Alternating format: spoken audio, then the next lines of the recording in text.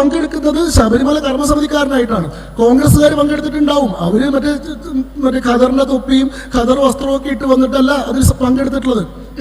അതിൽ CPM-കാർ പങ്കെടുത്തിട്ടുണ്ടാവും. അവർ ചെങ്കൊടി പിടിച്ച് ചുവന്ന മുണ്ടെടുത്ത് വന്ന് ഇൻകുലാബ് സിന്ദാബാദ് എന്ന് വിളിച്ചിട്ടായിരിക്കില്ല അതിൽ പങ്കെടുത്തിട്ടുണ്ടാവുക. നിങ്ങളുടെ രാഷ്ട്രീയ പ്രസ്ഥാനം ഏതാണെങ്കിലും ഒരു പൊതു ലക്ഷ്യത്തിന് വേണ്ടി നിങ്ങളൊരു പൊതു സംഘടനയിൽ പ്രവർത്തിക്കുകയാണ്. അങ്ങനത്തെ ഒരു സംഭവമായിരുന്നു കോൺഗ്രസ് എന്ന് പറയുന്നത്. ഇന്ത്യൻ നാഷണൽ കോൺഗ്രസ് എന്ന് പറയുന്ന ഒരു പൊളിറ്റിക്കൽ പാർട്ടി ആയിരുന്നില്ല, ഇന്ത്യൻ ദേശീയ മുന്നേറ്റത്തിന്റെ പൊതു പ്ലാറ്റ്ഫോമായിരുന്നു. എല്ലാ വ്യത്യസ്ത രാഷ്ട്രീയ പക്ഷങ്ങളിലും നിൽക്കുന്ന ആളുകൾ ആ രാഷ്ട്രീയ പരമായിട്ടുള്ള പക്ഷപാതിത്വങ്ങൾ ഇന്ത്യൻ ദേശീയ മുന്നേറ്റത്തെ വിഘടിപ്പിക്കരുതെന്നും പല വഴിക്ക് ചിതറിക്കരുതെന്നും അതിന് സംയുക്തമായിട്ടുള്ളൊരു മുന്നേറ്റത്തിന്റെ ശക്തി നൽകണമെന്നുള്ള ആഗ്രഹത്തിന്റെ ഉൽപ്പന്നമായി ഇവരെല്ലാവരും കോൺഗ്രസ്സുകാരായിട്ടാണ് പങ്കെടുത്തത്. അതുകൊണ്ട് തന്നെ RSSകാർ പങ്കെടുക്കുമ്പോൾ RSSകാർ കോൺഗ്രസ്സുകാരായിട്ടാണ് പങ്കെടുക്കുന്നത്. അതാണ് ഞാൻ പറഞ്ഞത്. ഡോക്ടർ ജി 1930 വനവാസി സത്യാഗ്രഹത്തിൽ പങ്കെടുക്കുമ്പോൾ അദ്ദേഹം ഒരു വർഷത്തേക്ക് സർസംഘ ചാലക പദവി ഒഴിഞ്ഞിട്ടാണ് പങ്കെടുക്കുന്നത്. 1930 അദ്ദേഹം സർസംഘ ചാലക പദവി ഒഴിയുന്നു. ഡോക്ടർ പരഞ്ജബേ എന്ന് പറയുന്ന മുതിർന്ന സ്വയം സേവകനെ സംഘത്തിന്റെ സർസംഘചാലക് പദവി ഏൽപ്പിക്കുന്നു. അദ്ദേഹം വനവാസി സത്യാഗ്രഹത്തിൽ പങ്കെടുക്കുന്നു, ജയിൽ ശിക്ഷ അനുഭവിക്കുന്നു. ഒരു വർഷത്തിന് ശേഷം മടങ്ങി വന്ന് 1931 വീണ്ടും സർസംഘചാലക് പദവി ഏറ്റെടുക്കുന്നു. ഇങ്ങനെയാണ് ഓരോ RSSകാരനും ഇതിൽ പ്രവർത്തിച്ചിട്ടുള്ളത്. ഇത് കമ്മ്യൂണിസ്റ്റുകാർ തന്നെ അംഗീകരിച്ചിട്ടുള്ള അവരുടെ തന്നെ ലേഖനങ്ങളിൽ, രചനകളിൽ RSSന് സ്വാതന്ത്ര്യ സമരവുമായിട്ടുള്ള ബന്ധത്തെ പറ്റി കൃത്യമായി പറയുന്നുണ്ട്. ഞാനൊരു ഡോക്യുമെന്റ് മാത്രം വായിക്കാം. 1994 മാർക്സിസ്റ്റ് സ്റ്റഡി ഫോറം പുറപ്പെടുവിച്ചിട്ടുള്ള റിമെമ്പറിംഗ് അവർ റെവല്യൂഷണറീസ്, സത്യവ്രത ഘോഷാണ് അത് എഴുതിയിട്ടുള്ളത്. 1994 മാർക്സിസ്റ്റ് സ്റ്റഡി ഫോറമാണ് അത് പ്രസിദ്ധീകരിക്കുന്നത്. അതിൽ പറയുന്നു, വിപ്ലവകാരികളുടെ നേതാവായിരുന്ന ത്രൈലോക്യനാഥ് ചാറ്റർജിക്ക് വിപ്ലവ പ്രവർത്തനങ്ങൾക്ക് വേണ്ട ആയുധബലവും സന്നാഹവും സംഘബലവും നൽകിയത് സംഘത്തിന്റെ സ്ഥാപകനായിരുന്ന ഡോക്ടർ ഹെഡ്ഗേവാറാണ്. ത്രൈലോക്യനാഥ് ചക്രവർത്തിയെ സഹായിച്ചത് ഡോക്ടർ ഹെഡ്ഗേവാറാണെന്ന് മാർക്സിസ്റ്റ് പ്രസിദ്ധീകരണം പറയുന്നു. എത്രയോ ആളുകളെ, സുഭാഷ് ചന്ദ്രബോസ് ഡോക്ടർ ജി മരിക്കുന്നതിന്റെ തലേ ദിവസം ഡോക്ടർ ജിയെ സന്ദർശിക്കുന്നുണ്ട്. നാഗ്പൂർ വന്നിട്ട് അദ്ദേഹത്തിന്റെ സായുധ മുന്നേറ്റത്തിന് എല്ലാ പിന്തുണയും RSSന്റെ ഭാഗമായിട്ട് തരണമെന്ന് അപേക്ഷിക്കുന്നുണ്ട്. ഇതിനെ സംബന്ധിച്ച് ഡോക്ടർ മജുംദാർ എഴുതിയിട്ടുണ്ട്. ഡോക്ടർ ജിയും സുഭാഷ് ചന്ദ്രബോസും തമ്മിൽ നടന്നിട്ടുള്ള സംവാദത്തെ പറ്റിയിട്ട്, എങ്ങനെയാണ് സുഭാഷ് ബോസിന്റെ വിപ്ലവ പ്രവർത്തനങ്ങൾക്ക് സംഘം എല്ലാ പിന്തുണയും ഉറപ്പ് കൊടുത്തത് എന്നതിനെ സംബന്ധിച്ച്. കമ്മ്യൂണിസ്റ്റുകാരിയായിരുന്ന അരുണ അസഫ് അലി ഒളിവിൽ താമസിക്കുന്നത് ലാലാ ഹൻസ്രാജ് ഗുപ്തയുടെ വീട്ടിലാണ്. ലാലാ ഹൻസ്രാജ് ഗുപ്ത ആരായിരുന്നു? അതേപോലെ തന്നെ നാനാ പട്ടേൽ ഒളിവിൽ താമസിക്കുന്നത് പണ്ഡിറ്റ് ദാമോദർ സത്വേൽക്കറുടെ വീട്ടിലാണ്. അതേപോലെ തന്നെ സാനെ ഗുരുജി അദ്ദേഹം താമസിക്കുന്നത് ബാബുസാഹിബ് ദേശ്മുഖിൻ്റെയും ബാബുസാഹിബ് ആപ്തയുടെയും വീട്ടിലാണ്. ഇങ്ങനെ ആ കാലഘട്ടത്തിലെ ബ്രിട്ടീഷുകാരുടെ വാണ്ടഡ് ലിസ്റ്റിൽ ഉണ്ടായിരുന്ന മുഴുവൻ വിപ്ലവകാരികളെയും ഒളിപ്പിച്ചതോ അവർക്ക് സൗകര്യങ്ങൾ ചെയ്തു കൊടുത്തതോ അവർക്ക് ആയുധങ്ങൾ എത്തിച്ചു കൊടുത്തതോ അവർക്ക് ആളുകളുടെ സന്നാഹങ്ങൾ, അകമ്പടികൾ ഇത് കൊടുത്തതൊക്കെ RSSന്റെ സ്വയം സേവകരായിരുന്നു എന്ന കാര്യം ഇടതുപക്ഷ പ്രസിദ്ധീകരണങ്ങൾ പോലും അംഗീകരിച്ചിട്ടുള്ളതാണ്. അപ്പോൾ ഇത് വളരെ ബോധപൂർവമായി പിൽക്കാലത്ത് നിർമ്മിച്ചിട്ടുള്ളൊരു ചരിത്രമാണ്. അതിൻ്റെ പിന്നിലുള്ള കാരണം ഈ പറയുന്ന ആളുകളുടെ സ്വാതന്ത്ര്യ സമരത്തിലുള്ള പങ്കാളിത്തം എന്താണെന്ന് ചോദ്യം ചെയ്യപ്പെട്ടപ്പോഴാണ്.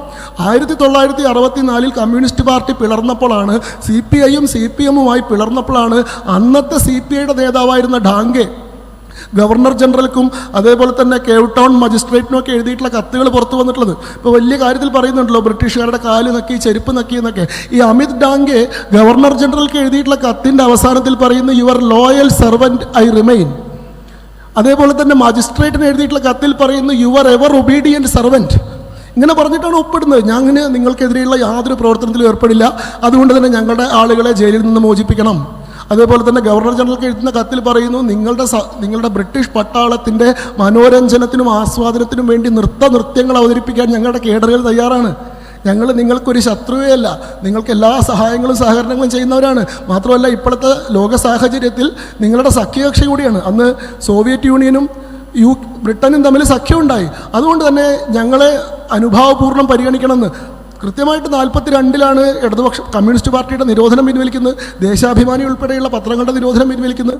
അപ്പോൾ ഈ പറയുന്ന ആളുകൾക്ക് യഥാർത്ഥത്തിലുള്ള സ്വാതന്ത്ര്യ സമരം അതിൻ്റെ ചരിത്രം ചർച്ച ചെയ്യപ്പെട്ട് കഴിഞ്ഞാൽ അവർക്കതിൽ വലിയ ക്ഷീണം ഉണ്ടാവും, തിരിച്ചടി ഉണ്ടാവും എന്ന് പറഞ്ഞപ്പോൾ അതിനെ പ്രതിരോധിക്കാൻ വേണ്ടി മുൻകൂറായി മറ്റുള്ളവർക്കെതിരെ ആക്ഷേപം ഉന്നയിക്കുകയാണ്. അപ്പോൾ ഞാൻ പറഞ്ഞു വന്നത് എന്താ വെച്ചാൽ, പേരുകൾ വേണമെങ്കിൽ എൻ്റെ അനവധി പേരുകളുണ്ട് കേട്ടോ, പക്ഷെ കുറേ പേരുകൾ പറയുന്നില്ല. ഞാനതിൻ്റെ ആശയമാണ് പറഞ്ഞത്. ഈ RSSകാർ സ്വാതന്ത്ര്യ സമരത്തിൽ പങ്കെടുക്കുന്നതിൻ്റെ എണ്ണം നമുക്ക് ഈ പറയുന്നത് പോലെ സാങ്കേതികമായിട്ട് ഒരു കൃത്യമായ എണ്ണമോ അല്ലെങ്കിൽ അതിൻ്റെ രജിസ്റ്ററോ ഇല്ലാത്തതിൻ്റെ കാരണം ഇവരെല്ലാവരും സ്വാതന്ത്ര്യ സമരത്തിൽ പങ്കെടുക്കുന്നത് ഇന്ത്യൻ നാഷണൽ കോൺഗ്രസ്സുകാരായിട്ടാണ്.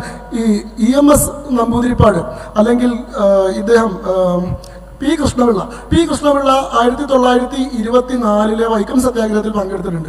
ശരി, അന്ന് കമ്മ്യൂണിസ്റ്റ് പാർട്ടി ഇല്ല. പക്ഷെ 1925 കമ്മ്യൂണിസ്റ്റ് പാർട്ടി ഉണ്ടായില്ലേ? 1930 ഉപ്പ് സത്യാഗ്രഹത്തിൽ കൃഷ്ണപിള്ള പങ്കെടുക്കുന്നുണ്ടല്ലോ. കമ്മ്യൂണിസ്റ്റുകാരനായിട്ടാണോ പങ്കെടുത്തത്? കോൺഗ്രസ്സുകാരനായിട്ടല്ലേ പങ്കെടുത്തത്? EMSഉം AK ഗോപാലനും ഒക്കെ ഈ പറയുന്ന സത്യാഗ്രഹങ്ങളിലും നിരാഹാരങ്ങളിലും പങ്കെടുക്കുന്ന കമ്മ്യൂണിസ്റ്റുകാരായിട്ടായിരുന്നോ? അത് ഇവർക്ക് ആ കാലത്ത് ആശയമില്ലാത്തതുകൊണ്ടാണോ? അത് കോൺഗ്രസ് എന്താണ് എന്ന് മനസ്സിലാക്കാത്തതുകൊണ്ടാണ്. ഇന്ന് കാണുന്ന ഇന്ത്യൻ നാഷണൽ കോൺഗ്രസ് എന്ന് പറയുന്ന രാഷ്ട്രീയ പാർട്ടിയെ വെച്ചുകൊണ്ടാണ് 1885 മുതൽ 1947 വരെ ഉണ്ടായിരുന്ന ദേശീയ പ്രസ്ഥാനത്തിനെ ഇവർ വിലയിരുത്തുന്നത്. ശങ്കു, ഞാനൊന്ന് അതിനിടയ്ക്ക് ഒരു കാര്യം ചോദിച്ചു. ഈ പറഞ്ഞ കാര്യത്തിൽ തന്നെ 1 ലക്ഷം രൂപ ഇനാം, ആ ഒരു കാര്യം ഞാൻ വീണ്ടും ഓർമ്മിപ്പിക്കുകയാണ്. 1 ലക്ഷം രൂപ ഇനാം എന്ന് പറഞ്ഞാൽ ഇപ്പൊ ശങ്കുവിന് മിനിമം ഒരു 3-4 ലക്ഷം രൂപ കൊടുക്കേണ്ടി വരും. കാരണം ആദ്യം ഒരു പേര് പറയാന്ന് പറഞ്ഞ് 2 പേര് പറഞ്ഞ് ഇപ്പൊ 4-5 പേരുള്ള അദ്ദേഹം പറഞ്ഞു കഴിഞ്ഞു. അപ്പൊ ഇത്രയും ലക്ഷങ്ങൾ കൊടുക്കാൻ ഞാൻ ഇത് വെല്ലുവിളിച്ചിരുന്ന SDPI സഖാക്കൾ തുടങ്ങിയുള്ള ആളുകളെ ഞാൻ വീണ്ടും ഈ ഒരു പൊതുവേദിയിൽ വെച്ച് തന്നെ ഞാൻ വീണ്ടും അവരോട് പറയാണ്, ഇപ്പൊ പേരുകളെല്ലാം നിർദ്ദേശിച്ചു കഴിഞ്ഞു. ആ പറഞ്ഞ ഇനാം ഇവിടെ കൊടുക്കുക. ഇനി അതിൻ്റെ ഒപ്പം തന്നെ ഒരു കാര്യം പറഞ്ഞുകൊണ്ട് പോവാം. ഇപ്പൊ കോൺഗ്രസിന്റെ ഒരു കാര്യം പറഞ്ഞു തന്നല്ലോ. കോൺഗ്രസ്സുകാരായിരുന്നു ഇവിടെ സ്വാതന്ത്ര്യം നേടുന്നത്, ഞങ്ങളാണ് സ്വാതന്ത്ര്യ സമരം നയിച്ചത് എന്ന് പറഞ്ഞൊരു കാര്യം പറഞ്ഞു. എന്തിനാ കമ്മ്യൂണിസ്റ്റുകാർ വരെ കോൺഗ്രസ്സുകാരുടെ ഭാഗം ചേർന്നാണ് ചെയ്തതെന്ന് ശങ്കർ ഒരു വാദം ഉയർത്തി. ആ വാദത്തിനോടാണ് എനിക്ക് ചോദ്യം ചെയ്യാനുള്ളത്. അപ്പോൾ അന്നത്തെ ശരിയായിട്ടുള്ള കോൺഗ്രസിന്റെ രാഷ്ട്രീയ പ്രസ്ഥാനം, കോൺഗ്രസ് എന്ന രാഷ്ട്രീയ പ്രസ്ഥാനത്തിന്റെ ഒരു എന്തായിരുന്നു അവർ അന്നത്തെ ഒരു നിലപാട്? അല്ല, അവരെന്തായിരുന്നു ചെയ്തിരുന്നത്? ശരിക്ക് കോൺഗ്രസ് ആയിരുന്നു ഇതിനൊക്കെ നേതൃത്വം കൊടുത്തിരുന്നത്? അല്ല, അത് ഞാൻ മുന്നത്തെ ചോദ്യത്തിൽ ഞാൻ അതിന്റെ ഉത്തരം ഒരുവിധം സ്പർശിച്ചിട്ടുണ്ട്. കോൺഗ്രസ് എന്ന് പറയുന്നത് ഒരു രാഷ്ട്രീയ പാർട്ടി ആയിരുന്നില്ല. വിവിധ തലങ്ങളിലുള്ള, വിവിധ വിശ്വാസധാരകളിലുള്ള, വിവിധ പ്രത്യയശാസ്ത്രങ്ങളിലുള്ള ആളുകൾ ഒരു ലക്ഷ്യത്തിന് വേണ്ടി, അന്നൊരു ലക്ഷ്യം ഉണ്ടായിരുന്നു. ആ ലക്ഷ്യം കോൺഗ്രസിന് എപ്പോഴാണ് വന്നതെന്നുള്ള വേറെ ചോദ്യമാണ്. കാരണം 1885 കോൺഗ്രസ് രൂപീകരിക്കപ്പെടുന്ന സമയത്ത് കോൺഗ്രസിന് സ്വാതന്ത്ര്യം എന്നൊരു ഡിമാൻഡ് ഇല്ല. കോൺഗ്രസ് സ്വാതന്ത്ര്യം എന്ന ഡിമാൻഡ്, ഞാൻ പറയുന്നത് കേൾക്കുന്നില്ലേ? കോൺഗ്രസ് സ്വാതന്ത്ര്യം എന്ന് പറയുന്ന ഒരു ഡിമാൻഡ് മുന്നോട്ട് വെക്കുന്നത് 1929 മാത്രമാണ്. പൂർണ്ണ സ്വരാജ് ഡിക്ലറേഷൻ വരുന്നത് 1929 മാത്രമാണ്.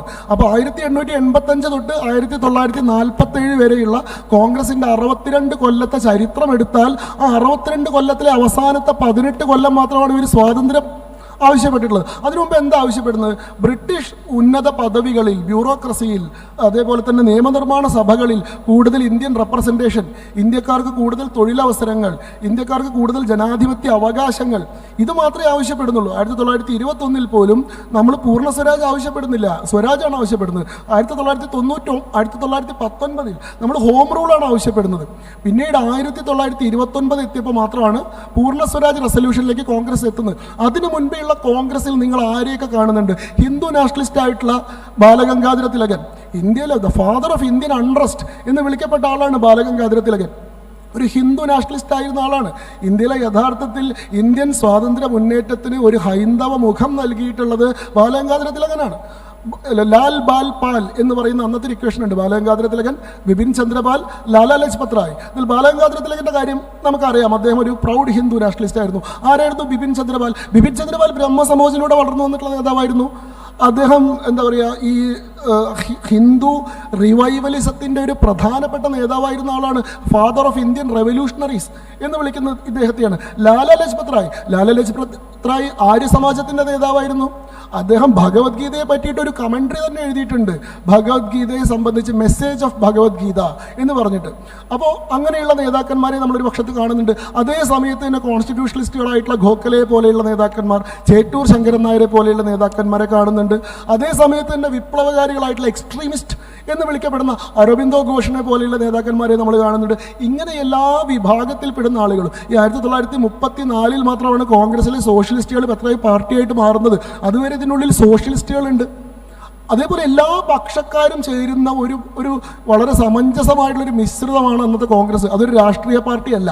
ഇനി വെറുതെ വാദത്തിന് വേണ്ടി കോൺഗ്രസ് ആണ് നമുക്ക് സ്വാതന്ത്ര്യം മേടിച്ചതെന്ന് ഇവർ പറയുമ്പോൾ, ഒരു വാദത്തിന് വേണ്ടി അന്നത്തെ കോൺഗ്രസ് ഒരു രാഷ്ട്രീയ പാർട്ടി ആയിരുന്നു എന്ന് തന്നെ എടുക്കുക. അങ്ങനെയാണെങ്കിൽ ഇന്നത്തെ കോൺഗ്രസ്സുകാർക്ക് അതിൻ്റെ വല്ല ലെഗസിയും ക്ലെയിം ചെയ്യാൻ പറ്റുമോ? ഇന്ന് ഇന്ത്യയിൽ പ്രവർത്തിക്കുന്ന കോൺഗ്രസ് പാർട്ടി 1985 രൂപീകരിക്കപ്പെട്ട 1947 ഇന്ത്യക്ക് സ്വാതന്ത്ര്യം നേടിത്തന്ന കോൺഗ്രസ് പാർട്ടിയാണോ? അല്ല. ഇന്ന് ഇന്ത്യയിൽ പ്രവർത്തിക്കുന്ന കോൺഗ്രസ് പാർട്ടി 1969 ഇന്ദിരാഗാന്ധി ഉണ്ടാക്കിയിട്ടുള്ള കോൺഗ്രസ് പാർട്ടിയാണ്. 1969 കോൺഗ്രസ് പാർട്ടി രണ്ടായിട്ട് സ്പ്ലിറ്റായി, കോൺഗ്രസ് ഓയും കോൺഗ്രസ് ആറും. അതായത് ഇന്ദിരാഗാന്ധിയെ അന്നത്തെ പാർട്ടി പ്രസിഡന്റ് ആയിരുന്ന നിജലിംഗപ്പ പാർട്ടിയിൽ നിന്ന് പുറത്താക്കിയതിനു ശേഷം ഇന്ദിരാഗാന്ധി ആരംഭിച്ച പുതിയ പാർട്ടിയാണ് കോൺഗ്രസ് റെക്യുസേഷനിസ്റ്റ്, കോൺഗ്രസ് ആർ എന്നാണ് അതിന് പറയുക. അന്നത്തെ ഔദ്യോഗിക കോൺഗ്രസ്, അതായത് കാമരാജിന്റെ നേതൃത്വത്തിലുള്ള, നിജലിംഗപ്പയുള്ള, SK പാർട്ടിയിലൊക്കെയുള്ള അന്നത്തെ ഔദ്യോഗിക കോൺഗ്രസ് ഓയാണ്. കോൺഗ്രസ് ഓർഗനൈസേഷണൽ, അതിനെ സംഘടനാ കോൺഗ്രസ് എന്ന് വിളിക്കും, മറ്റതിനെ ഇന്ദിരാ കോൺഗ്രസ് എന്ന് വിളിക്കും. സിൻഡിക്കേറ്റും ഇൻഡിക്കേറ്റും അങ്ങനെയാണ് അന്ന് പറഞ്ഞിരുന്നത്. ഇൻഡിക്കേറ്റ് കോൺഗ്രസ് എന്നാണ് പറയുന്നത്. 69 ഇവർ രണ്ടായി പിളർന്നു. കോൺഗ്രസിന്റെ ഔദ്യോഗിക ചിഹ്നം എന്തായിരുന്നു? ആദ്യത്തെ പൊതുതെരഞ്ഞെടുപ്പിൽ കോൺഗ്രസ് പാർട്ടി മത്സരിക്കുമ്പോൾ ഈ നുകത്തിൽ കെട്ടിയിട്ടുള്ള 2 കാള, ഇതാണ് ജവഹർലാൽ നെഹ്റു മുതലുള്ള ആളുകൾ തെരഞ്ഞെടുപ്പിൽ മത്സരിച്ചത് നുകത്തിൽ കെട്ടിയിട്ടുള്ള 2 കാള ചിഹ്നമായിട്ടാണ്. ഈ കാള ചിഹ്നം കിട്ടിയത് ആർക്കാ? കോൺഗ്രസ് ഓർഗനൈസേഷനിലാണ്, സംഘടനാ കോൺഗ്രസിനാണ് കിട്ടിയത്. നിജലിംഗപ്പയുടെ, കാമരാജിന്റെ പാർട്ടിക്കാണ്. ഇന്ദിരാഗാന്ധിയുടെ പാർട്ടി പുതിയ ചിഹ്നം എടുത്തു. എന്താ പറയുക, പശുക്കുട്ടി പാല് കുടിക്കുന്നത്, പശുവിൻ്റെ പാല് കുട്ടി കുടിക്കുന്ന ഒരു പുതിയ ചിഹ്നം എടുത്തു. അതിനുശേഷം നടന്ന തെരഞ്ഞെടുപ്പിൽ ഇന്ദിരാഗാന്ധിയുടെ കോൺഗ്രസ് വിജയിച്ചു. അന്നത്തെ കോൺഗ്രസിന്റെ സമ്മേളനത്തിൽ 705 മെമ്പർമാരുണ്ടായിരുന്ന സമ്മേളനത്തിൽ 600ഓളം മെമ്പർമാർ ഇന്ദിരാഗാന്ധിനെയാണ് പിന്തുണച്ചത്. അതോടുകൂടി ഔദ്യോഗിക കോൺഗ്രസ് അപ്രസക്തമായി മാറി. 71 പൊതു തെരഞ്ഞെടുപ്പിൽ ഇന്ദിരാഗാന്ധി വൻ വിജയം നേടുന്നു. അതിനുശേഷം അടിയന്തരാവസ്ഥ വരുന്നു. അടിയന്തരാവസ്ഥ വന്നപ്പോൾ കോൺഗ്രസ് എന്ത് സംഭവിച്ചു അറിയാം? പഴയ ഔദ്യോഗിക സംഘടനാ കോൺഗ്രസ് അത് ജനതാ പാർട്ടിയിൽ ലയിച്ചു. പിന്നീട് അത് അപ്രത്യക്ഷമായി. ഇന്ദിരാഗാന്ധി ഉണ്ടാക്കിയിട്ടുള്ള കോൺഗ്രസ് ആറാണ് പിന്നീട് 79 കോൺഗ്രസ് ഐ ആയത്, പിന്നീട് കൈപ്പത്തി ചിഹ്നമുള്ള ഇന്ത്യൻ നാഷണൽ കോൺഗ്രസ് ആയത്. അപ്പോൾ ഇന്നുള്ള ഈ പറയുന്ന രാഷ്ട്രീയ നേതാക്കന്മാരുള്ള രാഹുൽ ഗാന്ധി, സോണിയാഗാന്ധി, പ്രിയങ്ക ഗാന്ധി തുടങ്ങിയിട്ടുള്ള നേതാക്കന്മാരെല്ലാം ഉള്ള കോൺഗ്രസ് 1885 ഉണ്ടാക്കിയ കോൺഗ്രസ് അല്ല, 1969 ഇന്ദിരാഗാന്ധി ആരംഭിച്ച സ്പ്ലിറ്റ് അവേ ഫ്രാക്ഷനാണ്. ഇവർക്ക് സ്വാതന്ത്ര്യ സമരത്തിന്റെ എന്തെങ്കിലും ലെഗസി ക്ലെയിം ചെയ്യാനുള്ള യാതൊരു അവകാശവും ഇല്ല. ഇവർക്ക് ക്ലെയിം ചെയ്യാനുള്ളത് സ്വാതന്ത്ര്യത്തിന് വേണ്ടി നടന്നിട്ടുള്ള സമരമാണല്ലോ സ്വാതന്ത്ര്യ സമരം. ഇവിടെ സ്വാതന്ത്ര്യത്തിന് ശേഷം വലിയൊരു സമരം നടന്നിട്ടുണ്ട്, ജനാധിപത്യത്തിന് വേണ്ടി. ഇന്ത്യയുടെ ജനാധിപത്യം കൽത്തുറങ്കിൽ അടയ്ക്കപ്പെട്ട കറുത്ത ദിനങ്ങൾ എന്ന് വിളിക്കുന്ന അടിയന്തരാവസ്ഥ ഈ രാജ്യത്തിന് മേൽ അടിച്ചേൽപ്പിക്കപ്പെട്ട ഒരു സംഭവമുണ്ട്. ആ അടിയന്തരാവസ്ഥയുടെ ലെഗസി മാത്രമേ ഇന്നത്തെ കോൺഗ്രസ്സുകാർക്കുള്ളൂ, സ്വാതന്ത്ര്യത്തിന്റെ ലെഗസി ഇല്ല. അപ്പോൾ സ്വാതന്ത്ര്യത്തിൻ്റെ ചരിത്രം നമ്മൾ പറഞ്ഞു വന്നപ്പോൾ വിശദമായി പോകുമ്പോൾ തന്നെ നമുക്കൊരു കാര്യം മനസ്സിലായി. കോൺഗ്രസ്സുകാരും കമ്മ്യൂണിസ്റ്റുകാരും ഇത്രയും കാലം പാടിപ്പെടുന്നിരുന്ന ഒരു ചരിത്രമെന്ന് വളച്ചൊടിക്കപ്പെട്ട സത്യങ്ങളെല്ലാം നുണകളായിരുന്നു. ശരിയായ കോൺഗ്രസ് എന്ന് പറയുന്ന ഒരു കോൺഗ്രസ് എന്നേ ഇല്ലാതായിരിക്കുന്നു. എന്നിട്ടും പറഞ്ഞു നടന്നിരുന്ന വാദങ്ങൾ കോൺഗ്രസ് ആണ് ഇവിടെ ചെയ്തത് എന്നുള്ളതാണ്. അതിനിടയ്ക്ക് ഒരു ഹിന്ദുത്വവാദത്തെക്കുറിച്ച് പറയണ്ടായി. ഞാനത് പോയിന്റ് ശ്രദ്ധിച്ചപ്പോൾ ഞാൻ പിന്നെ ശംഖുവിനെ അപ്പം ഡിസ്റ്റർബ് ചെയ്യരുത് എന്നുള്ളതുകൊണ്ടാണ് ഞാൻ ഡിസ്റ്റർബ് ചെയ്യുന്നത്. ഒരു ഹിന്ദുത്വ മൂവ്മെൻ്റ് ആയിരുന്നു ഈ ഒരു സ്വാതന്ത്ര്യ സമരം എന്ന് ശംഖു ഇടയ്ക്കൊന്ന് പറയണ്ടായി. അതെന്താ അങ്ങനെ പറയാൻ കാരണം? അങ്ങനെ പറയാൻ എങ്ങനെ സാധിക്കും? കാരണം മറ്റുള്ള എല്ലാ സംഘടനകളും മതപ്രസ്ഥാനങ്ങളും ഒക്കെ ഉണ്ടായിരുന്നില്ലേ? അപ്പോൾ അങ്ങനെ അവരൊക്കെ ഉണ്ടായിരുന്ന സമയത്ത് ഹിന്ദുത്വ പ്രസ്ഥാനത്തിൻ്റെ അല്ലെങ്കിൽ ഒരു ഹിന്ദുത്വ മൂവ്മെൻ്റ് ആയിരുന്നു എന്ന ഒരു വാദത്തിലേക്ക് എങ്ങനെ വരാൻ പറ്റുന്നത്? അതൊരു ബാലിശമായ വാദമാവില്ലേ? അതാണ് അതിൻ്റെ സത്യമായ വാദം. ഇന്ത്യൻ സ്വാതന്ത്ര്യ മുന്നേറ്റം ഒരു ഹിന്ദു ദേശീയ മുന്നേറ്റമായിരുന്നു. അതിൻ്റെ നേതാക്കന്മാർ, നിങ്ങൾ എങ്ങനെയാണ് ഒരു പ്രസ്ഥാനത്തിൻ്റെ ഒരു മുന്നേറ്റത്തിൻ്റെ സ്വഭാവത്തിനെ വിലയിരുത്തുന്നത്? അതിൻ്റെ പല ഘടകങ്ങളെ പരിശോധിച്ചിട്ടാണല്ലോ. ഇന്ത്യൻ സ്വാതന്ത്ര്യ മുന്നേറ്റത്തിൻ്റെ പശ്ചാത്തലം പരിശോധിക്കുക, അതിൻ്റെ മുന്നൊരുക്കം, അതല്ലെങ്കിൽ അതിൻ്റെ നേതാക്കന്മാരെ പരിശോധിക്കുക, അതല്ലെങ്കിൽ അതിൻ്റെ പ്രചോദനങ്ങൾ, പ്രേരണകൾ അത് പരിശോധിക്കുക, അതല്ലെങ്കിൽ അതിൽ ഉൾപ്പെട്ട സംഭവങ്ങൾ പരിശോധിക്കുക, അതല്ലെങ്കിൽ അതിൻ്റെ പൊതുവായ രീതി, ശൈലി, അതിൻ്റെ സമ്പ്രദായം, ഇത് പരിശോധിക്കാം. ഇതിലെങ്ങനെ പരിശോധിച്ചാലും ഇന്ത്യൻ സ്വാതന്ത്ര്യ മുന്നേറ്റം ഒരു ഹിന്ദു ദേശീയ മുന്നേറ്റമായിരുന്നു. ഈ 19ാം നൂറ്റാണ്ടിൽ നടക്കുന്ന Hindu revivalism, Hindu reform movement ആണ് യഥാർത്ഥത്തിൽ ഇന്ത്യയിലെ നാഷണലിസം എന്ന് പറയുന്ന ആശയത്തെ രണ്ടാമത് പുനരുജ്ജീവിപ്പിക്കുന്നത്. എങ്ങനെയാണ് ഇത് രണ്ടും ഒരുമിച്ച് സംഭവം എന്ന് ആലോചിച്ച് നോക്കും. ഇന്ത്യയിലെ നാഷണലിസം വികസിക്കുന്നു, ഇന്ത്യയിലെ ഹിന്ദു റിഫോം മൂവ്മെന്റ് ഉണ്ടാകുന്ന ഒരേ ഘട്ടത്തിലാണ്. 1828 രാജാറാം മോഹൻ റോയുടെ നേതൃത്വത്തിൽ ബ്രഹ്മോ സമാജ് ഉണ്ടാകുന്നു. എന്തിനാണ്? ഹിന്ദു സമൂഹത്തിനുള്ളിലുള്ള തെറ്റായ പ്രവണതകളെ മുഴുവൻ ഇല്ലാതാക്കി ഒരു സമാജം എന്ന രീതിയിൽ ഹിന്ദുവിനെ സംഘടിപ്പിക്കാനാണ്. എന്തിനാണ് സംഘടിപ്പിക്കുന്നത്? 1882 നമ്മുടെ 1882 ആര്യ സമാജ് ഉണ്ടാവുന്നു. മഹർഷി ദയാനന്ദ സരസ്വതിയുടെ നേതൃത്വത്തിൽ ആര്യ സമാജ് ഉണ്ടാവുന്നു. ആര്യ സമാജ് എന്തിനാണ് ഉണ്ടാവുന്നത്? ഹിന്ദുവിന് അവൻ്റെ പഴമയിൽ പൈതൃകത്തിലുള്ള ആത്മാഭിമാനം വീണ്ടെടുക്കാൻ വേണ്ടിയിട്ടാണ്. ഇവിടെ നമ്മൾ ബ്രിട്ടീഷ് ഭരണത്തിൻ്റെ ഒരു പ്രധാനപ്പെട്ട സ്വഭാവം പരിശോധിക്കണം. ഇസ്ലാമിക അധിനിവേശം എന്ന് പറയുന്നത് 100% കായികമായിട്ടുള്ളൊരു അധിനിവേശമായിരുന്നു. അത് മിലിറ്ററി മൈറ്റ് കൊണ്ട്, ആയുധങ്ങളുടെ ബലം കൊണ്ട്. ഗൺ പൗഡർ എംപയറുകൾ എന്ന് പറയും. ലോകത്തെ 3 ഗൺ പൗഡർ എംപയറുകൾ ഉണ്ടായിരുന്നു. ഒന്ന് ഓട്ടോമൻ എംപയർ, ഒന്ന് സഫ്വാദ് ഇറാൻ എന്ന് വിളിക്കുന്ന ഇറാനിലെ സഫ്വാദ് ഡൈനാസ്റ്റി, അതിനുശേഷം മുഗൾ എംപയർ. ഈ വെടിമരുന്നിൻ്റെ ബലത്തിൽ രാജ്യങ്ങൾ പിടിച്ചെടുക്കിയിട്ടുള്ള 3 ഇസ്ലാമിക സാമ്രാജ്യങ്ങളാണ്. അതിൽ 1526 പാനിപ്പട്ട് യുദ്ധത്തിൽ മുഗളന്മാർ ജയിക്കുന്നത് ഇന്ത്യക്കാർക്ക് അന്ന് വരെ കണ്ടു പരിചയമില്ലാത്ത പീരങ്കികളും വെടിക്കോപ്പുകളും അവർ ഉപയോഗിച്ചത് കൊണ്ടാണ്. അങ്ങനെ മിലിറ്ററി മൈറ്റ് കൊണ്ട് നടന്ന അനക്സേഷനാണ്. അങ്ങനെയാണ് ഇവിടെ മുഗൾ ഭരണം സ്ഥാപിക്കപ്പെടുന്നത്. അത് ശക്തിയാൽ നേടിയതും ശക്തിയാൽ നിലനിർത്തിയതും ശക്തി ക്ഷയിച്ചപ്പോൾ ഇല്ലാതെ പോയതുമാണ്. പക്ഷേ അങ്ങനെ ഒരു കായികാധിനിവേശമല്ല ബ്രിട്ടീഷ് നടത്തുന്നത്. ബ്രിട്ടീഷുകാർ വളരെ കൃത്യമായ മാനസികാധിനിവേശമാണ് സൃഷ്ടിക്കുന്നത്. മുഗളന്മാരുടെ അധിനിവേശം കായികമായിരുന്നുകൊണ്ട് തന്നെ അതിനെതിരെ എല്ലാ കാലത്തും ഇവിടെ റെസിസ്റ്റൻസ് ഉണ്ട്.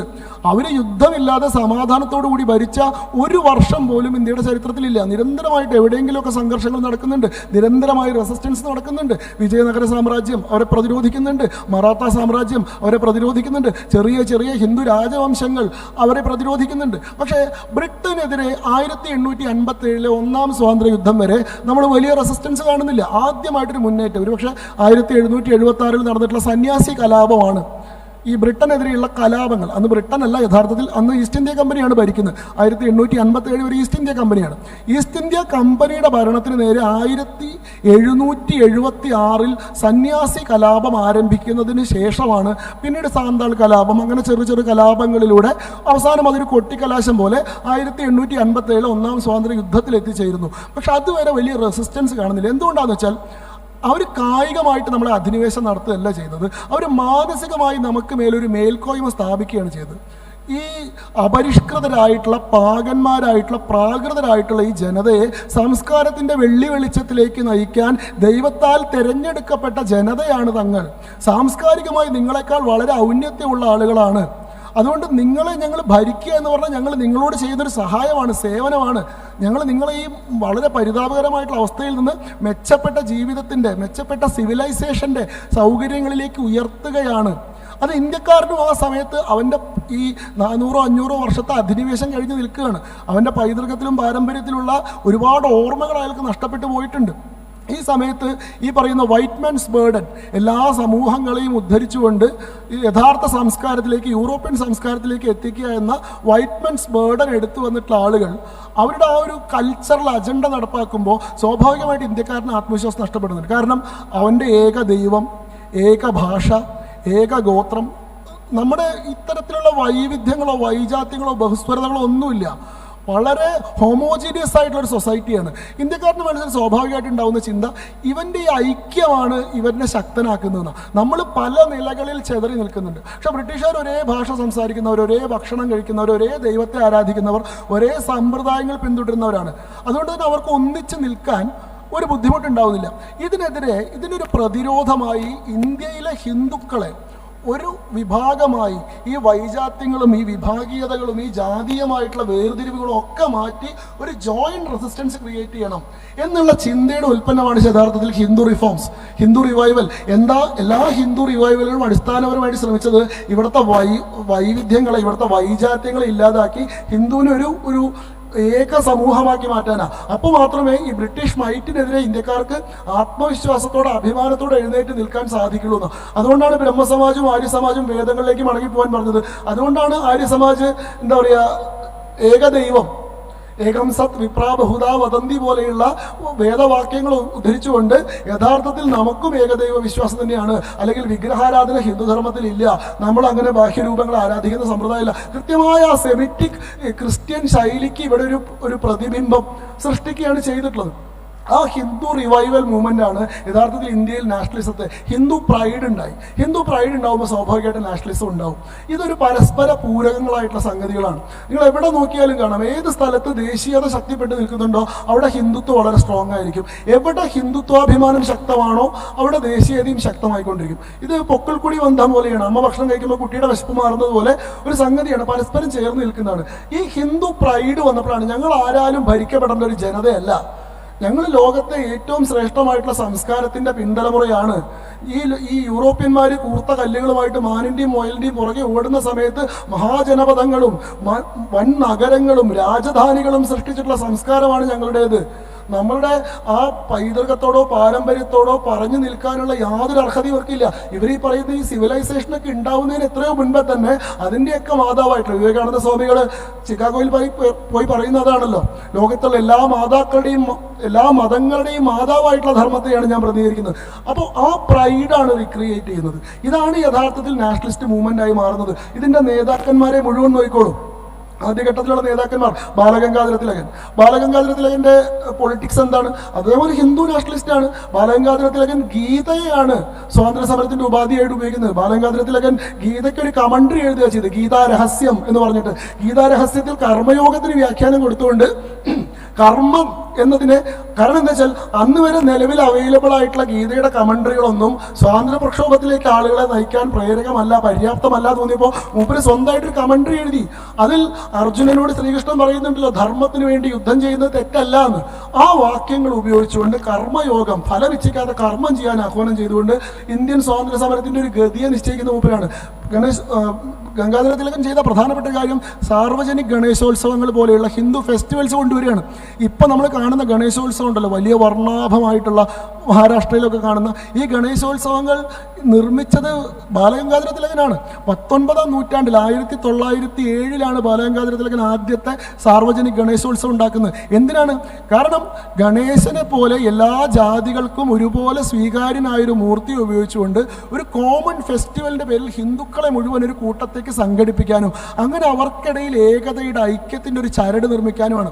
നമ്മൾ വ്യത്യസ്തരല്ല, നമ്മൾ വേർതിരിഞ്ഞ് നിൽക്കേണ്ടവരല്ല, നമ്മളെല്ലാം ഒരേ സംസ്കാരത്തിലെ കണ്ണികളാണെന്ന ബോധ്യം സൃഷ്ടിക്കാനാണ് ഹിന്ദു ഫെസ്റ്റിവൽസ്. ബൈശാഖി, വസന്തപഞ്ചമി, ഹോളി, ദീപാവലി, ഇതെല്ലാം കമ്മ്യൂണിറ്റി ആയിട്ട് ആഘോഷിക്കുന്ന ശൈലി സ്വാതന്ത്ര്യ സമര പ്രസ്ഥാനത്തിന്റെ ഭാഗമായിട്ടാണ് ഉണ്ടായി വന്നത്. അതുവരെയുള്ള കാലം മുഗളന്മാരുടെ ഭരണകാലത്ത് ഇത് പരസ്യമായിട്ട് ആഘോഷിക്കാൻ സാധിക്കുമായിരുന്നില്ല. ആൾക്കാർ ഗണേശ വിഗ്രഹങ്ങൾ വീട്ടിൽ ഒളിപ്പിച്ചു വെച്ചിട്ടാണ് പ്രാർത്ഥിച്ചിരുന്നത്. അങ്ങനെ ഉണ്ടായിരുന്ന സ്ഥലത്ത് നിന്ന് ഇതിനെ തെരുവിലേക്ക് കൊണ്ടുവന്ന് ഇതിനൊരു ആഘോഷമാക്കി മാറ്റുന്നത് ഗംഗാധര തിലകനാണ്. ലാലാ ലജ്പത് റായ്, ഞാൻ പറഞ്ഞല്ലോ, അദ്ദേഹം ഗീതയ്ക്ക് കമന്ററി എഴുതിയിട്ടുള്ള ആളാണ്. അതേപോലെ തന്നെ നമ്മൾ ആ സമയത്തുള്ള എല്ലാ നേതാക്കന്മാരെയും നോക്കുക, ആ സ്വാതന്ത്ര്യ മുന്നേറ്റത്തിന്റെ പൊതുവിലുള്ള ഒരു സ്വഭാവത്തെ നോക്കുക. അതിൽ കൃത്യമായ ഹിന്ദുത്വയുടെ എലമെന്റ് നമുക്ക് കാണാൻ പറ്റും. അതിനുശേഷം വന്ന വിവേകാനന്ദ സ്വാമികൾ, ഇപ്പോൾ ഞാൻ പറഞ്ഞല്ലോ ബ്രഹ്മസമാജ് ഉണ്ടായി, ആര്യസമാജ് ഉണ്ടായി, പിന്നീട് നിയോവേദാന്തയാണ് വരുന്നത്. വിവേകാനന്ദ സ്വാമികളാണ്. ഒരുപക്ഷെ വിവേകാനന്ദ സ്വാമികളാണ് ആദ്യമായിട്ട് രാജ്യത്തിന്റെ സ്വാതന്ത്ര്യത്തെ പറ്റി സംസാരിക്കുന്നത്. ഞാൻ പറഞ്ഞു 1929 മാത്രമാണ് കോൺഗ്രസ് പൂർണ്ണ സ്വരാജ് ആവശ്യപ്പെടുന്നത്. വിവേകാനന്ദ സ്വാമികളുടെ 1897 സ്പീച്ച് ഉണ്ട്. ഞാൻ കാണുന്നു രത്നസിംഹാസനത്തിൽ സ്വതന്ത്രമായ ഭാരതമാതാവ് വിരാജിക്കുന്നത് ഞാൻ കാണുന്നു. അടുത്ത 50 വർഷത്തേക്ക് നമുക്ക് മറ്റ് ജാതികളില്ല, നമുക്ക് മറ്റ് മതങ്ങളില്ല, നമുക്ക് മറ്റ് മൂർത്തികളില്ല. ഒരേ ഒരു മൂർത്തി ഭാരതമാതാവ് മാത്രം. ആ മൂർത്തിയുടെ സ്വാതന്ത്ര്യത്തിന് വേണ്ടി പോരാട്ടം തുടങ്ങുക എന്ന് 1897 വിവേകാനന്ദ പ്രസംഗിക്കുന്നത്. അത്ഭുതം തോന്നുന്ന കൃത്യം 50 വർഷങ്ങൾക്ക് ശേഷമാണ് 1947 ഇന്ത്യക്ക് സ്വാതന്ത്ര്യം കിട്ടുന്നത്. അദ്ദേഹം അന്ന് കണ്ട കാഴ്ച എത്ര കൃത്യമായിരുന്നു എന്നതാണ്. പക്ഷേ 97 തന്നെ വിവേകാനന്ദ സ്വാമികൾ സ്വാതന്ത്ര്യത്തിന് വേണ്ടി ആഹ്വാനം ചെയ്യുന്നുണ്ട്. 1900 മിത്രമേള, 1901 അനുശീലൻ സമിതി, വീര സവർക്കറെ പോലെയുള്ള ആളുകൾ സ്വാതന്ത്ര്യം എന്ന ആവശ്യവുമായി മുന്നോട്ട് വരുന്നു. വീര സവർക്കർ 1906 എന്താ പറയുക, first war of Indian independence എന്ന പേരിൽ 1857 കലാപത്തെ പറ്റി ഗ്രന്ഥം എഴുതുന്നു. ഇങ്ങനെ കൃത്യമായൊരു ഹിന്ദു പന്ഥാവിലൂടെയാണ് ഇതിൻ്റെ നേതാക്കന്മാരെ നോക്കിയാൽ. ഇനി ഇതിൻ്റെ പ്രേരകങ്ങളായ ഗ്രന്ഥങ്ങളെ നിങ്ങൾ നോക്കുക. ഇന്ത്യൻ സ്വാതന്ത്ര്യ മുന്നേറ്റത്തെ പ്രചോദിപ്പിച്ച ഒരു ഗ്രന്ഥമുണ്ടെങ്കിൽ, ഒരു ഏക ഗ്രന്ഥമുണ്ടെങ്കിൽ അത് ഗീതയാണ്. അതിൻ്റെ ആദ്യത്തെ നേതാവ് മുതൽ അതിൻ്റെ അവസാനത്തെ നേതാവ് വരെ പിന്തുടർന്നത്, ഞാൻ പറഞ്ഞു, ബാലഗംഗാധര തിലകൻ ഗീതാരഹസ്യം എഴുതിയിട്ടുള്ള ആളാണ്. മഹാത്മാഗാന്ധി എന്താ പറയുക, എസ്സേസ് ഓൺ ഭഗവത്ഗീത എന്ന പേരിൽ മഹാത്മാഗാന്ധി ഗീത നിരന്തരമായൊരു സാധനയായി കൊണ്ടു നടന്നിരുന്ന ആളാണ്.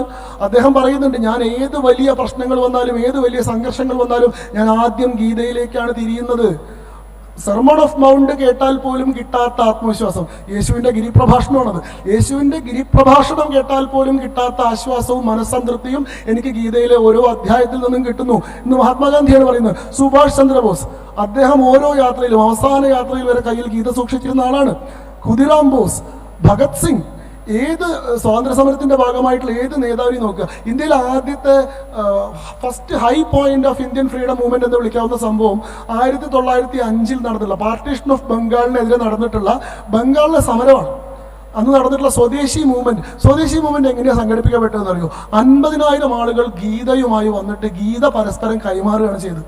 അങ്ങോട്ടും ഇങ്ങോട്ടും രാഖി കെട്ടുന്നതിനൊപ്പം ഗീത, ഈസ്റ്റ് ബംഗാളിലും വെസ്റ്റ് ബംഗാളിലും ഉള്ള ആളുകൾ അങ്ങോട്ടും ഇങ്ങോട്ടും ഗീത കൊടുക്കുകയാണ് ചെയ്തത്. കർമ്മയോഗം എന്ന് പറയുന്ന സിദ്ധാന്തമാണ് ഭാരതീയ സ്വാതന്ത്ര്യ മുന്നേറ്റത്തെ ഏറ്റവും വലിയ അളവിൽ പ്രചോദിപ്പിച്ചൊരു സംഭവമായി മാറിയത്. പിന്നീട് ഞാൻ പറഞ്ഞത് അതിൻ്റെ നേതാക്കന്മാർ, അതിൻ്റെ പശ്ചാത്തലം, അതിൻ്റെ പ്രേരക ഗ്രന്ഥങ്ങൾ, അതിൻ്റെ രീതി നോക്കൂ. ലോകത്ത് വേറെ ഏതെങ്കിലും രാജ്യത്ത് ഇങ്ങനെ ഒരു സ്വാതന്ത്ര്യ സമരം നടത്തുന്നുണ്ടോ? സത്യാഗ്രഹം, സത്യം, അഹിംസ, ബ്രഹ്മചര്യം, ഇതെല്ലാം ഒരു റെസിസ്റ്റൻസിന്റെ മോഡലായി മാറുകയാണ്. ഗാന്ധി എന്ന് പറയുന്നു 1920 ശേഷം ആ സ്വാതന്ത്ര്യ മുന്നേറ്റത്തെ നയിച്ച ഗാന്ധി എന്ന് പറയുന്നു, ഗിരിനിരകളോളം പഴക്കമുള്ള സത്യവും അഹിംസയും അല്ലാതെ, ഔപനിഷദികമായ ആ വിജ്ഞാനങ്ങളല്ലാതെ പുതുതായി ഒന്നും എനിക്ക് നിങ്ങളെ പഠിപ്പിക്കാനില്ല.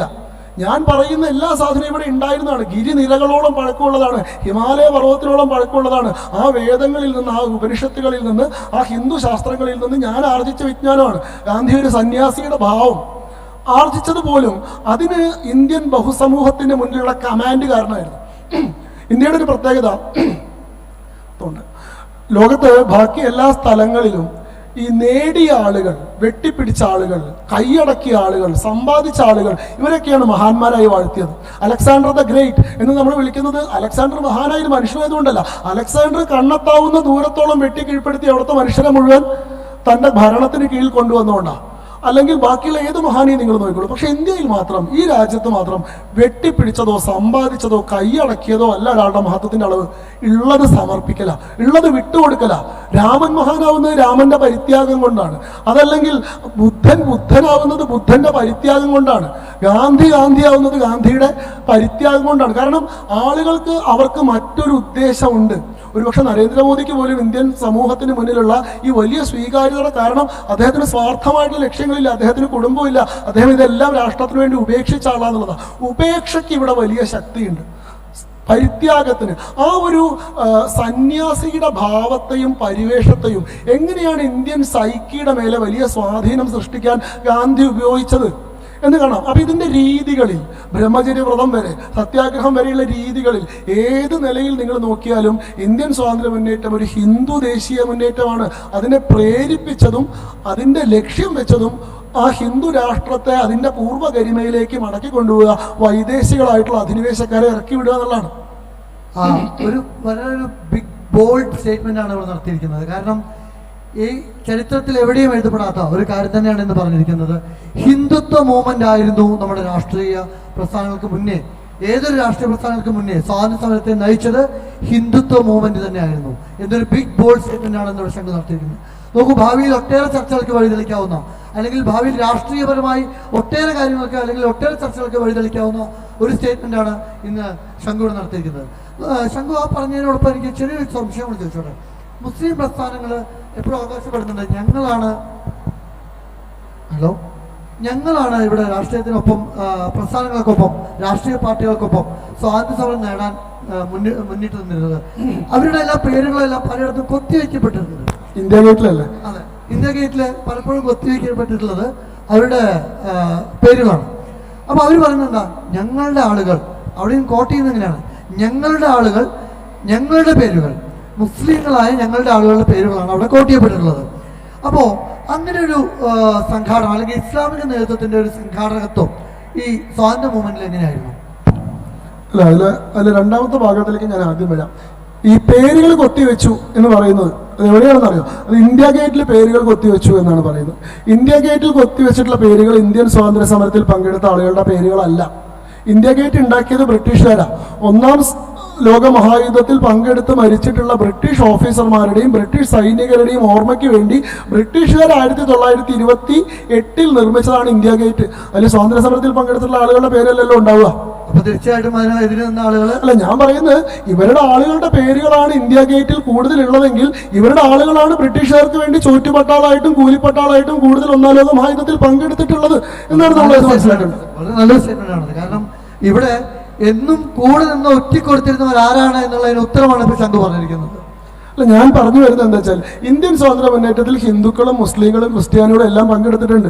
ഏതെങ്കിലും മതവിഭാഗക്കാർ മാത്രമേ പങ്കെടുത്തിട്ടുള്ളൂ എന്ന് ഞാൻ പറയുന്നില്ല. മുസ്ലിങ്ങൾ ധാരാളമായിട്ട് പങ്കെടുത്തിട്ടുണ്ട്. അഷ്ഫഖുള്ള ഖാനെ പോലെയൊക്കെയുള്ള മഹാന്മാരായിട്ടുള്ള എത്രയോ മുസ്ലിങ്ങളുടെ പേര് എനിക്ക് ഓർമ്മയിലുണ്ട്. പക്ഷെ മുസ്ലിം സംഘടനകൾ, മുസ്ലിം പ്രസ്ഥാനങ്ങൾ, ഒരു മുസ്ലിം രാഷ്ട്രീയ ശക്തി എന്ന രീതിയിൽ സ്വാതന്ത്ര്യ സമരത്തിൽ പങ്കെടുത്തിട്ടുണ്ടോ എന്ന് ചോദിച്ചാൽ അവർ സ്വാതന്ത്ര്യത്തിന് വേണ്ടിയിട്ടല്ല, അവരവരുടെ മതപരമായ ലക്ഷ്യത്തിന് വേണ്ടിയിട്ടാണ് പങ്കെടുത്തിട്ടുള്ളത് കാണാം. നിങ്ങൾ ഈ ഇന്ത്യയിലെ മുസ്ലിം രാഷ്ട്രീയത്തിന്റെ പരിണാമം മാത്രം ഒന്ന് പരിശോധിക്കുക. ഇതിൽ ഏതെങ്കിലും ഘട്ടത്തിൽ ഇന്ത്യക്ക് സ്വാതന്ത്ര്യം വേണമെന്നൊരു ആവശ്യം ഉണ്ടായിരുന്നോ?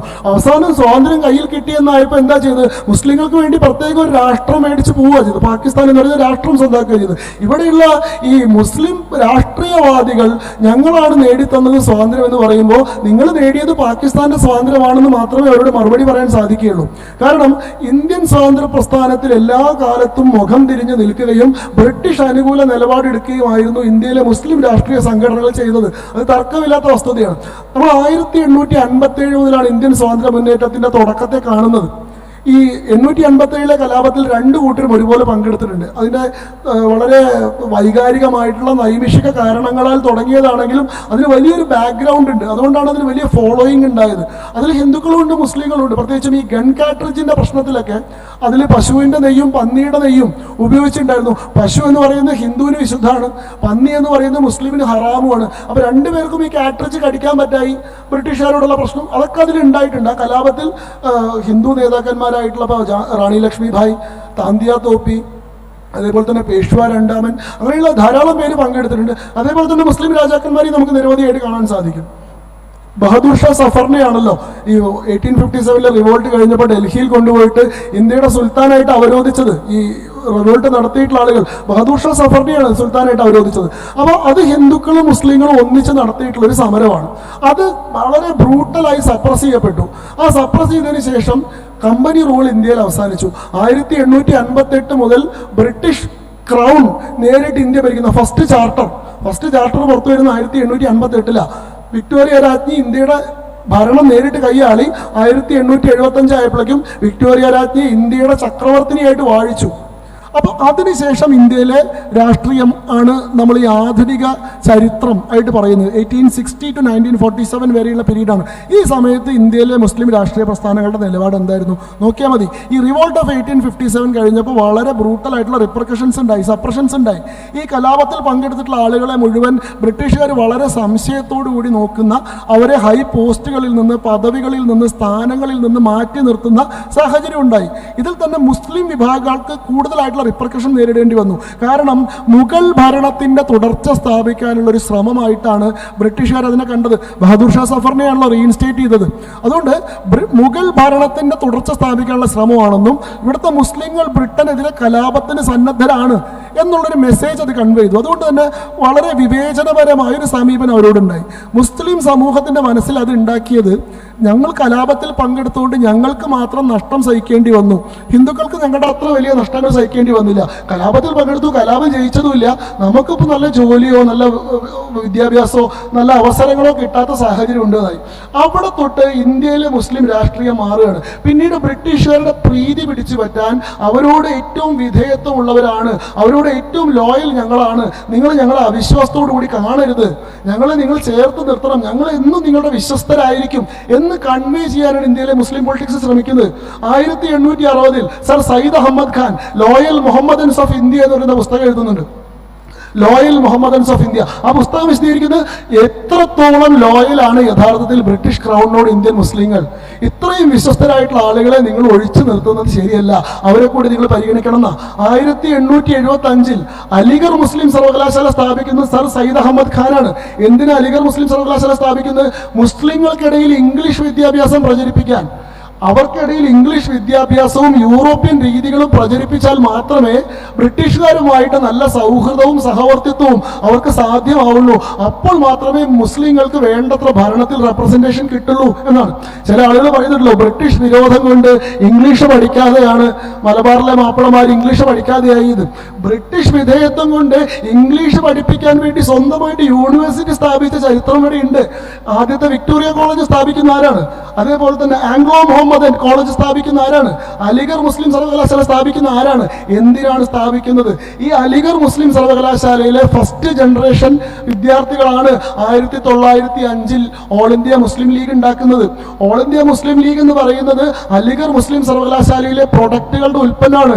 എന്തിനാണ് അവർ ഓൾ ഇന്ത്യ മുസ്ലിം ലീഗ് ഉണ്ടാക്കുന്നതെന്ന് അറിയോ? 1905 ബംഗാൾ വിഭജിക്കപ്പെട്ടു. ഡിവിഷൻ ഓഫ് ബംഗാൾ ലോർഡ് കഴ്സന്റെ നേതൃത്വത്തിൽ ഈസ്റ്റ് ബംഗാൾ എന്നും വെസ്റ്റ് ബംഗാൾ എന്നും രണ്ടായിട്ട് ഇതാക്കി. മതപരമായിട്ടുള്ള അടിസ്ഥാനത്തിലാണ്, ഡിവൈഡ് ആൻഡ് റൂൾ എന്നാണ് പോളിസി. അതുകൊണ്ട് തന്നെ ഇന്ത്യൻ സ്വാതന്ത്ര്യ മുന്നേറ്റത്തെ ദുർബലപ്പെടുത്താൻ ഹിന്ദുക്കളെയും മുസ്ലിങ്ങളെയും തമ്മിൽ ഭിന്നിപ്പിക്കുക എന്നാണ് ഉദ്ദേശം. അതുകൊണ്ട് മുസ്ലിം ജനസംഖ്യ കൂടുതലുള്ള ഈസ്റ്റ് ബംഗാളിനെ ഒരു പ്രത്യേക പ്രൊവിൻസും ഹിന്ദു ജനസംഖ്യയുള്ള വെസ്റ്റ് ബംഗാളിനെ പ്രത്യേക പ്രൊവിൻസും ആക്കി മാറ്റി. അന്ന് ഉണ്ടാക്കിയിട്ടുള്ള ഈസ്റ്റ് ബംഗാളാണ് ഇപ്പോഴത്തെ ബംഗ്ലാദേശ്. അന്ന് ഉണ്ടാക്കിയിട്ടുള്ള വെസ്റ്റ് ബംഗാളാണ് നമ്മുടെ ഇന്ത്യയിലെ സംസ്ഥാനം. അതും ആലോചിക്കണം. അന്ന് ഇന്ത്യയിലെ എല്ലാ ദേശീയ പ്രസ്ഥാനങ്ങളും എല്ലാ ദേശീയവാദികളും നേതാക്കന്മാരും പൊതുജനം പൊതുവിൽ ഈ ഡിവിഷനെ എതിർക്കുക ചെയ്തത്. ബംഗാൾ ഡിവിഷൻ ഒരു കാരണവശാലും അംഗീകരിക്കില്ല. ഞങ്ങൾ ഹിന്ദുക്കളും മുസ്ലിങ്ങളും സഹോദരങ്ങളാണ്, ഞങ്ങൾ എല്ലാവരും ബംഗാളികളാണ്, ഞങ്ങൾ ഒരേ ഭാഷ സംസാരിക്കുന്ന, ഒരേ സംസ്കാരമുള്ള, ഒരേ ഭക്ഷണം കഴിക്കുന്ന, ഒരേ പാരമ്പര്യമുള്ള ജനതയാണ്, ഞങ്ങളെ പിരിക്കാൻ ശ്രമിക്കില്ല. അതിനാണ് എന്തുണ്ടാവുന്നത്? അന്ന് ഈ മറ്റേ രാഖി കെട്ടൽ മൂവ്മെന്റും സ്വദേശി മൂവ്മെന്റും വിദേശ വസ്ത്രങ്ങൾ ബഹിഷ്കരിക്കലും ഒക്കെ ഉണ്ടാവുന്ന ഈ ബംഗാൾ ഡിവിഷനെ തുടർന്നിട്ടാണ്. പക്ഷെ അന്ന് മുസ്ലിം ലീഗ് എടുത്ത നിലപാടെന്താ? മുസ്ലിം ലീഗ് എന്ന പാർട്ടി രൂപീകരിക്കപ്പെടുന്നത് 1906 ഡിവിഷൻ ഓഫ് ബംഗാളിനെ പിന്തുണയ്ക്കാനാണ്. അന്ന് ഈസ്റ്റ് ബംഗാൾ മുസ്ലിങ്ങൾക്ക് വേണ്ടി പ്രത്യേക സംസ്ഥാനം ഉണ്ടാക്കിയിട്ടുള്ളത് ഒരു ശരിയായ തീരുമാനമാണെന്നും അത് മുസ്ലിം റെപ്രസെന്റേഷനെ കൂടുതൽ സഹായിക്കുമെന്നും പറഞ്ഞുകൊണ്ടാണ് ഓൾ ഇന്ത്യ മുസ്ലിം ലീഗ് ഉണ്ടാവുന്നത്. അതിനുശേഷം 1906 സിംല ഡെലിഗേഷൻ എന്ന് പറയും. മുസ്ലിം ലീഗിന്റെ 13 നേതാക്കന്മാർ, ഉന്നത നേതാക്കന്മാർ ഇവരെ ചെന്ന് കാണുന്നു. ബ്രിട്ടീഷ് ഗവർണർ ജനറലെ പോയി കാണുന്നു, അന്നത്തെ വൈസ്രോയിനെ പോയി കാണുന്നു. കണ്ടിട്ട് ഈ മുസ്ലിം സ്പെഷ്യൽ റെപ്രസെന്റേഷൻ, മുസ്ലിങ്ങൾക്ക് പ്രത്യേക കോൺസ്റ്റിറ്റ്യുവൻസി, സ്പെഷ്യൽ ഇലക്ടറേറ്റ് എന്ന് പറയും, മുസ്ലിങ്ങൾക്ക് പ്രത്യേക കോൺസ്റ്റിറ്റ്യുവൻസി വേണമെന്ന് ആവശ്യപ്പെടുന്നു. ആ ആവശ്യത്തിന്റെ അടിസ്ഥാനത്തിലാണ് 1909 Morle window reforms. Morle window reforms എന്ന് പറഞ്ഞാൽ എന്താ? ഹിന്ദുക്കൾക്കും മുസ്ലിങ്ങൾക്കും പ്രത്യേക കോൺസ്റ്റിറ്റ്യുവൻസിയാണ്. കുറെ ജനറൽ കോൺസ്റ്റിറ്റ്യുവൻസി ഉണ്ട്. മുസ്ലിം ഭൂരിപക്ഷമുള്ള സ്ഥലങ്ങളിൽ പ്രത്യേക സ്പെഷ്യൽ ഇലക്ടറേറ്റ്, അവിടെ മുസ്ലിങ്ങൾക്ക് മാത്രമേ വോട്ടവകാശമുള്ളൂ. അങ്ങനെ കൃത്യമായി മതപരമായ അടിസ്ഥാനത്തിൽ ഇന്ത്യൻ സ്വാതന്ത്ര്യ മുന്നേറ്റത്തിനുള്ളിൽ ഒരു മുസ്ലിം ചേരി ഉണ്ടാക്കുകയാണ് ചെയ്തത്. മോർലെ വിൻഡോ റിഫോംസിന് കോൺഗ്രസ് എതിർക്കുന്നുണ്ട്. ഞാൻ അതിന്റെ ചരിത്രം ഒന്ന് മുഴുവൻ പറയാം. മോർലെ വിൻഡോ റിഫോംസിനെ കോൺഗ്രസ് എതിർക്കുന്നുണ്ട്. പക്ഷെ ബ്രിട്ടീഷ് പക്ഷത്ത് നിന്നുകൊണ്ട് ശക്തമായി എന്താണ് മുസ്ലിം ലീഗ് സ്പെഷ്യൽ ഇലക്ടറേറ്റിന് വേണ്ടി വാദിക്കുന്നു. കോൺഗ്രസ് ഹിന്ദുക്കളുടെ താല്പര്യത്തെ മാത്രമേ സംരക്ഷിക്കുന്നുള്ളൂ. കോൺഗ്രസിനെ വിശ്വസിച്ചാൽ ഇന്ത്യയിലെ മുസ്ലിങ്ങൾക്ക് എന്താ പറയുക ദുരനുഭവം നേരിടേണ്ടി വരും. യഥാർത്ഥത്തിൽ മുഗളന്മാരുടെ ഭരണത്തിന് ശേഷമാണ് ബ്രിട്ടീഷുകാർ വന്നത്. ഏതെങ്കിലും കാലത്ത് ബ്രിട്ടീഷുകാർ പോവുകയാണെങ്കിൽ തിരിച്ചു ഭരണം കിട്ടേണ്ടത് ന്യായമായിട്ട് മുഗളർക്കാണ്. അത് നഷ്ടപ്പെടുത്താൻ ഹിന്ദുക്കൾ ഭരണം പിടിച്ചെടുത്താൻ നടത്തിക്കൊണ്ടിരിക്കുന്ന ചതിയാണ് ഈ കോൺഗ്രസിൻ്റെത്. അതിന് വഴിപ്പെടരുതെന്നാണ് പറയുന്നത്. 1914 ഒന്നാം ലോക മഹായുദ്ധം നടക്കുമ്പോൾ ബ്രിട്ടീഷുകാർക്ക് വേണ്ടി ആർമിയിലേക്ക് റിക്രൂട്ട്മെന്റ് നടത്തുന്നത് മുസ്ലിം ലീഗാണ്. അതുകൊണ്ടാണ് ഇന്ത്യ ഗേറ്റിൽ ഇപ്പോഴും അധികം ആളുകളുടെ പേര് അവരുടെ ഉള്ളത്. പ്രത്യേക റിക്രൂട്ട്മെന്റ് ഡ്രൈവുകൾ നടത്തിയ ആളുകളെ സൈന്യത്തിലേക്ക് പറഞ്ഞയക്കുക ചെയ്ത്. 1916 ലക്നൗ പാക്ട് ഉണ്ടായി. ലക്നൗ പാക്റ്റിലാണ് കോൺഗ്രസും മുസ്ലിം ലീഗും തമ്മിൽ സഖ്യം ഉണ്ടാക്കുന്നത്. നമ്മൾ ഒന്നിച്ച് നിൽക്കണം, നമ്മളിങ്ങനെ വിഘടിച്ച് നിൽക്കരുതെന്ന്. ആ ലക്നൗ പാക്ടിന്റെ പ്രധാനപ്പെട്ട തീരുമാനം എന്താണെന്നറിയോ? 1909 മോർലെ വിൻഡോ റിഫോംസിനെ കോൺഗ്രസ് അംഗീകരിച്ചു. മുസ്ലിങ്ങൾക്ക് സ്പെഷ്യൽ ഇലക്ടറേറ്റ് എന്ന് പറയുന്ന ഡിമാൻഡ് കോൺഗ്രസ് അംഗീകരിച്ചു. മാത്രമല്ല 33% 1/3 റിസർവേഷൻ മുസ്ലിങ്ങൾക്ക് കൊടുക്കാൻ കോൺഗ്രസ് തീരുമാനിച്ചു. അന്നത്തെ സാഹചര്യം അല്ലേക്കണം. അന്ന് 24% ജനസംഖ്യ മുസ്ലിങ്ങളുള്ളൂ. 24% ജനസംഖ്യയുള്ള വിഭാഗത്തിന് 33% റിസർവേഷൻ അനുവദിച്ചു. മാത്രവുമല്ല ഈ കൗൺസിലിലുള്ള മുസ്ലിം അംഗങ്ങളിൽ 4/3 പേർ 3/4 മെജോറിറ്റി അംഗീകരിച്ചാൽ മാത്രമേ അവരുടെ മതവും സമുദായവുമായി ബന്ധപ്പെട്ട ഏത് നിയമവും പാസ്സാക്കാവൂ എന്ന് തീരുമാനിച്ചു. അങ്ങനെയാണ് ലക്നൗ പാക്ട് ഉണ്ടാവുന്നത്. അതിനുശേഷമാണ് കോൺഗ്രസും മുസ്ലിം ലീഗും ഒരുമിച്ച് പ്രവർത്തിക്കുന്നത്. കോമൺ മെമ്പർഷിപ്പായി. ആ കാലത്ത് 1916 മുതൽ 1921 വരെയുള്ള സ്റ്റേജ് നോക്കിക്കഴിഞ്ഞാൽ മുഹമ്മദ് അലി ജിന്ന വരെ കോൺഗ്രസ്സുകാരനാണ്. കോൺഗ്രസ് മെമ്പർഷിപ്പാണ്. എന്തുകൊണ്ടാണ്? കോമൺ ലക്നൗ പാക്ട് ഉണ്ടായി. അതിനുശേഷം 19 എന്താ പറയുക ഖിലാഫത്ത് ഉണ്ടായി. ഖിലാഫത്ത് ഉണ്ടായപ്പോൾ അന്നത്തെ മുസ്ലിം ലീഗിന്റെ അല്ലെങ്കിൽ അന്നത്തെ മുസ്ലിം സംഘടനകളുടെ ആവശ്യം എന്താ? തുർക്കിയിലെ ഖലീഫയുടെ സ്ഥാനം സംരക്ഷിക്കണമെന്നാണ്. അതിനു വേണ്ടിയിട്ടാണ്, അല്ലാണ്ട് ഇന്ത്യയുടെ സ്വാതന്ത്ര്യ മുന്നേറ്റത്തിലല്ല. അതിനുശേഷം 1922 ഖിലാഫത്ത് കഴിഞ്ഞതിന് ശേഷം രാജ്യം മുഴുവൻ കലാപങ്ങൾ നടത്തി. കൊഹട്ട് ലഹള, പട്ടാഭി സീതാരാമയ്യ പറയുന്നുണ്ട്, കൊഹട്ട് ലഹള ഇന്ത്യയുടെ നട്ടെല്ലൊടിച്ചു എന്ന് പറയുന്നുണ്ട്. അങ്ങനെ നിരന്തര കലാപങ്ങൾ. പഞ്ചാബിൽ, ബംഗാളിൽ, UP-യിൽ, രാജസ്ഥാനിൽ, ഹൈദരാബാദിൽ, ഇന്ത്യയിലുടനീളം കലാപങ്ങൾ സംഘടിപ്പിക്കുകയാണ് ചെയ്തത്. 1930 ആയപ്പോൾ എന്ത് പറ്റി? മുഹമ്മദ് ഇക്ബാൽ പാകിസ്ഥാൻ റെസൊല്യൂഷൻ അവതരിപ്പിച്ചു. പ്രത്യേക രാജ്യം വേണം എന്ന് പറഞ്ഞു. 1940 മുസ്ലിം ലീഗ് പാകിസ്ഥാൻ റെസൊല്യൂഷനെ അംഗീകരിച്ചു. 1945 പാകിസ്ഥാൻ ഡിമാൻഡ് അംഗീകരിക്കാൻ വേണ്ടി ഡയറക്റ്റ് ആക്ഷൻ ഡേ നടത്തി. ഡയറക്റ്റ് ആക്ഷൻ ഡേയുടെ ഭാഗമായിട്ട് രാജ്യത്ത് മുഴുവൻ ആഭ്യന്തര കലാപം നടത്തി, ഹിന്ദുക്കളെ കൊന്നൊടുക്കി.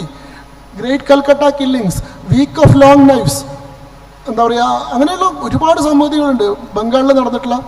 പാകിസ്ഥാൻ എന്നുള്ള രാജ്യത്തെ ഉണ്ടാക്കി എന്നുള്ളൊരു കാര്യം പറഞ്ഞല്ലോ. അപ്പോൾ അതിലേക്ക് ഞാൻ ഒന്ന് കടന്നു വരികയാണ്.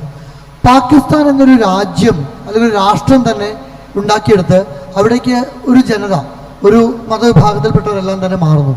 എന്നിട്ടും ഇന്നും അതിനുശേഷവും ഇന്ത്യ നിലകൊള്ളുന്നത് ഒരു വൈവിധ്യമാർന്ന അല്ലെങ്കിൽ മറ്റുള്ള മതപ്രസ്ഥാനങ്ങളെയും ഉൾക്കൊണ്ടുകൊണ്ടുള്ള ഒരു ഇന്ത്യ എന്നാണ് നമ്മൾ പറഞ്ഞത്. അതെന്തുകൊണ്ടാണ് അങ്ങനെ ഒരു മൂവ്മെന്റ് ഉണ്ടായത് എന്ന് പറയാൻ പറ്റുമോ? അല്ല, നമ്മുടെ ഒരു ശീലം അതാണ്. സാധാരണഗതിയിൽ മതാടിസ്ഥാനത്തിൽ ഒരു രാജ്യം വിഭജിക്കപ്പെട്ടു കഴിഞ്ഞാൽ അതിലൊന്ന് മുസ്ലിം രാജ്യമായെങ്കിൽ മറ്റത് ഹിന്ദു രാജ്യമാണ് ആവേണ്ടത്.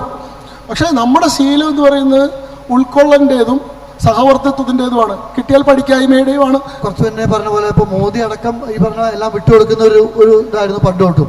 അങ്ങനെയാണോ ഉദ്ദേശിച്ചത്? അല്ല, അത് ചരിത്രത്തെ രണ്ട് തരത്തിലാണ് ആളുകൾ കാണുന്നത്. സ്വാതന്ത്ര്യാനന്തരം നമ്മുടെ ദേശീയ നേതാക്കന്മാരിൽ ഉണ്ടായിട്ടുള്ളൊരു കാഴ്ചപ്പാടെന്ന് പറയുന്നത് മതത്തിൻ്റെ അടിസ്ഥാനത്തിലാണ് ഇത്രയും വലിയ, കാരണം നിരന്തരമായ യുദ്ധങ്ങളാണ്. നിങ്ങൾ കാണണം, ഈ HP ശേഷാദ്രി, ഹൊവേ ശേഷാദ്രി എന്ന് പറയുന്ന അദ്ദേഹത്തിൻ്റെ story, the painful story of partition of India എന്ന് പറയുന്ന അദ്ദേഹത്തിൻ്റെ പുസ്തകമുണ്ട്. ആ പുസ്തകത്തിൽ അദ്ദേഹം പറയുന്നു 1919 മുതൽ 22 വരെ നടന്ന ഖിലാഫത്ത് പ്രസ്ഥാനമാണ് ഇന്ത്യയുടെ പാർട്ടീഷന് വരെ കാരണമായത്, ഇന്ത്യ വിഭജനത്തിന്, പാകിസ്ഥാൻ രൂപീകരണത്തിന്. കാരണം അതുവരെ ഉണ്ടായിരുന്ന ഇന്ത്യയിലെ സോഷ്യൽ ഫാബ്രിക് മൊത്തം തകർന്നു, സമ്പൂർണ്ണമായിട്ടുള്ള മതയുദ്ധത്തിലേക്ക്. കാരണം മുസ്ലിം മതഭ്രാന്തിന് ജനസമ്മതി കൊടുക്കുകയാണ്, രാഷ്ട്രീയ അംഗീകാരം കൊടുക്കുകയാണ് കോൺഗ്രസ് ചെയ്ത്. ഇന്ത്യയുടെ ദേശീയ പ്രസ്ഥാനവുമായിട്ട് ഏതെങ്കിലും നിലയിൽ ബന്ധപ്പെട്ടിട്ടില്ലാത്തൊരു വിഷയം, തുർക്കിയിലെ ഖലീഫയുടെ സ്ഥാനം നഷ്ടപ്പെട്ട വിഷയത്തിൽ ഇവിടെ ഈ പറയുന്ന മൗലാന മുഹമ്മദ് അലിയെയും മൗലാന ഷൗക്കത്ത് അലിയെയും പോലെയുള്ള മതഭ്രാന്തന്മാരായിട്ടുള്ള തീവ്രവാദികളെ അവരെ ദേശീയ പ്രസ്ഥാനത്തിൻ്റെ അമരത്തേക്ക് കൊണ്ടുവരികയും അവരുടെ എല്ലാ കളികൾക്കനുസരിച്ച് കുരങ്ങനെ പോലെ താളം തുള്ളുകയും ചെയ്യുകയാണ് ഇവിടുത്തെ നേതാക്കന്മാർ ചെയ്തിട്ടുള്ളത്. അതിനൊക്കെ അവർക്ക് വലിയ തിരിച്ചടി നേരിടേണ്ടി വന്നിട്ടുണ്ട്. ഒരു ഘട്ടത്തിലൊക്കെ ഇന്ത്യൻ സ്വാതന്ത്ര്യ നേതാക്കന്മാർ നടത്തിയിട്ടുള്ള പല പ്രസ്താവനകളും ഞാൻ പറഞ്ഞാൽ ഇവിടെ ഇരിക്കുന്ന ആളുകൾക്ക് ചിലപ്പോൾ വിശ്വസിക്കാൻ ബുദ്ധിമുട്ടാവും. ഇവരിങ്ങനെ പറയുമോ എന്ന് വിചാരിക്കും. ഒരു കോട്ട് ഞാൻ വായിക്കാം. ഇവിടെ സദസ്സിലിരിക്കുന്ന ആർക്കെങ്കിലും ഇത് പറഞ്ഞത് ആരാണെന്ന് ഊഹിക്കാൻ കഴിയുമോ എന്ന് നമുക്ക് നോക്കാം. ഞാനിത് കണ്ടപ്പോൾ ഒരു കൗതുകത്തിന് എടുത്തു വെച്ചു.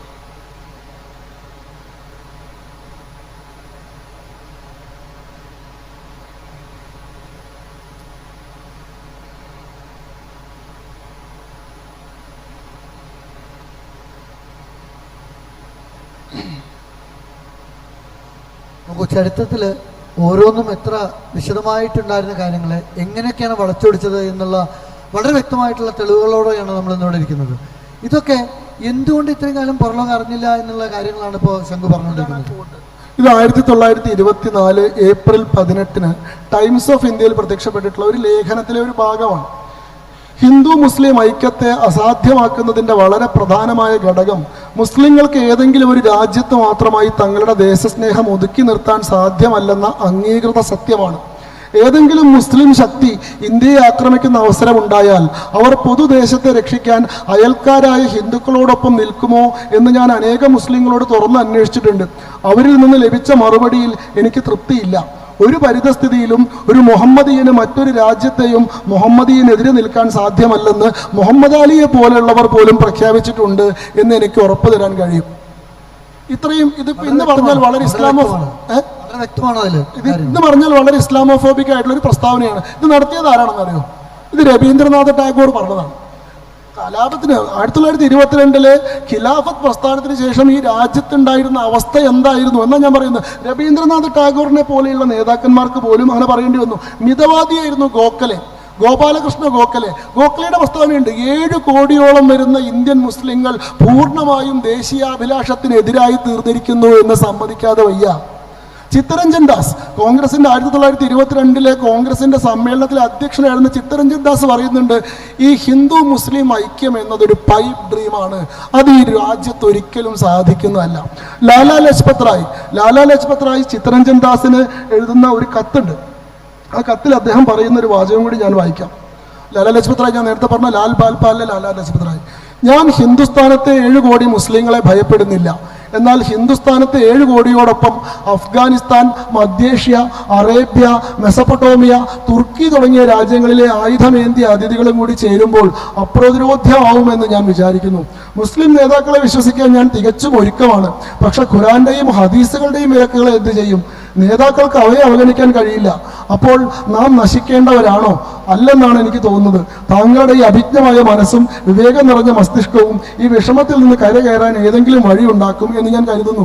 അതായത് ഇന്ത്യയിലെ മുസ്ലിങ്ങളെ എനിക്ക് പേടിയില്ല, പക്ഷെ അഫ്ഗാനിസ്ഥാനിൽ നിന്നും ഇവരുടെ സുഹൃത്തുക്കള്, കാരണം അമാനുള്ളയെ കത്തയച്ചു വരുത്തിയിരുന്നു. ഇന്ത്യയെ ആക്രമിച്ച് കീഴ്പ്പെടുത്താൻ വേണ്ടി അഫ്ഗാനിസ്ഥാനിലെ രാജാവായിട്ടുള്ള അമീർ അമാനുള്ളയ്ക്ക് മുഹമ്മദ് അലി കത്തയച്ചിരുന്നു. ഇവരുടെ ആവശ്യം ഇന്ത്യക്ക് സ്വാതന്ത്ര്യം കിട്ടുന്നതല്ല, ബ്രിട്ടീഷ് വിരോധം മാത്രമാണ്. ബ്രിട്ടീഷ് വിരോധത്തിന്റെ കാരണം തുർക്കിയിലെ ഖലീഫ സ്ഥാനഭ്രഷ്ടനായതാണ്. അതിന് പകരമായിട്ട് ബ്രിട്ടീഷുകാരെ ഇവിടെ നിന്ന് ഒഴിവാക്കാൻ അഫ്ഗാനിസ്ഥാൻ രാജാവ് ഇന്ത്യ ആക്രമിച്ച് കീഴ്പ്പെടുത്തിയാലും കുഴപ്പമുണ്ടായിരുന്നില്ല.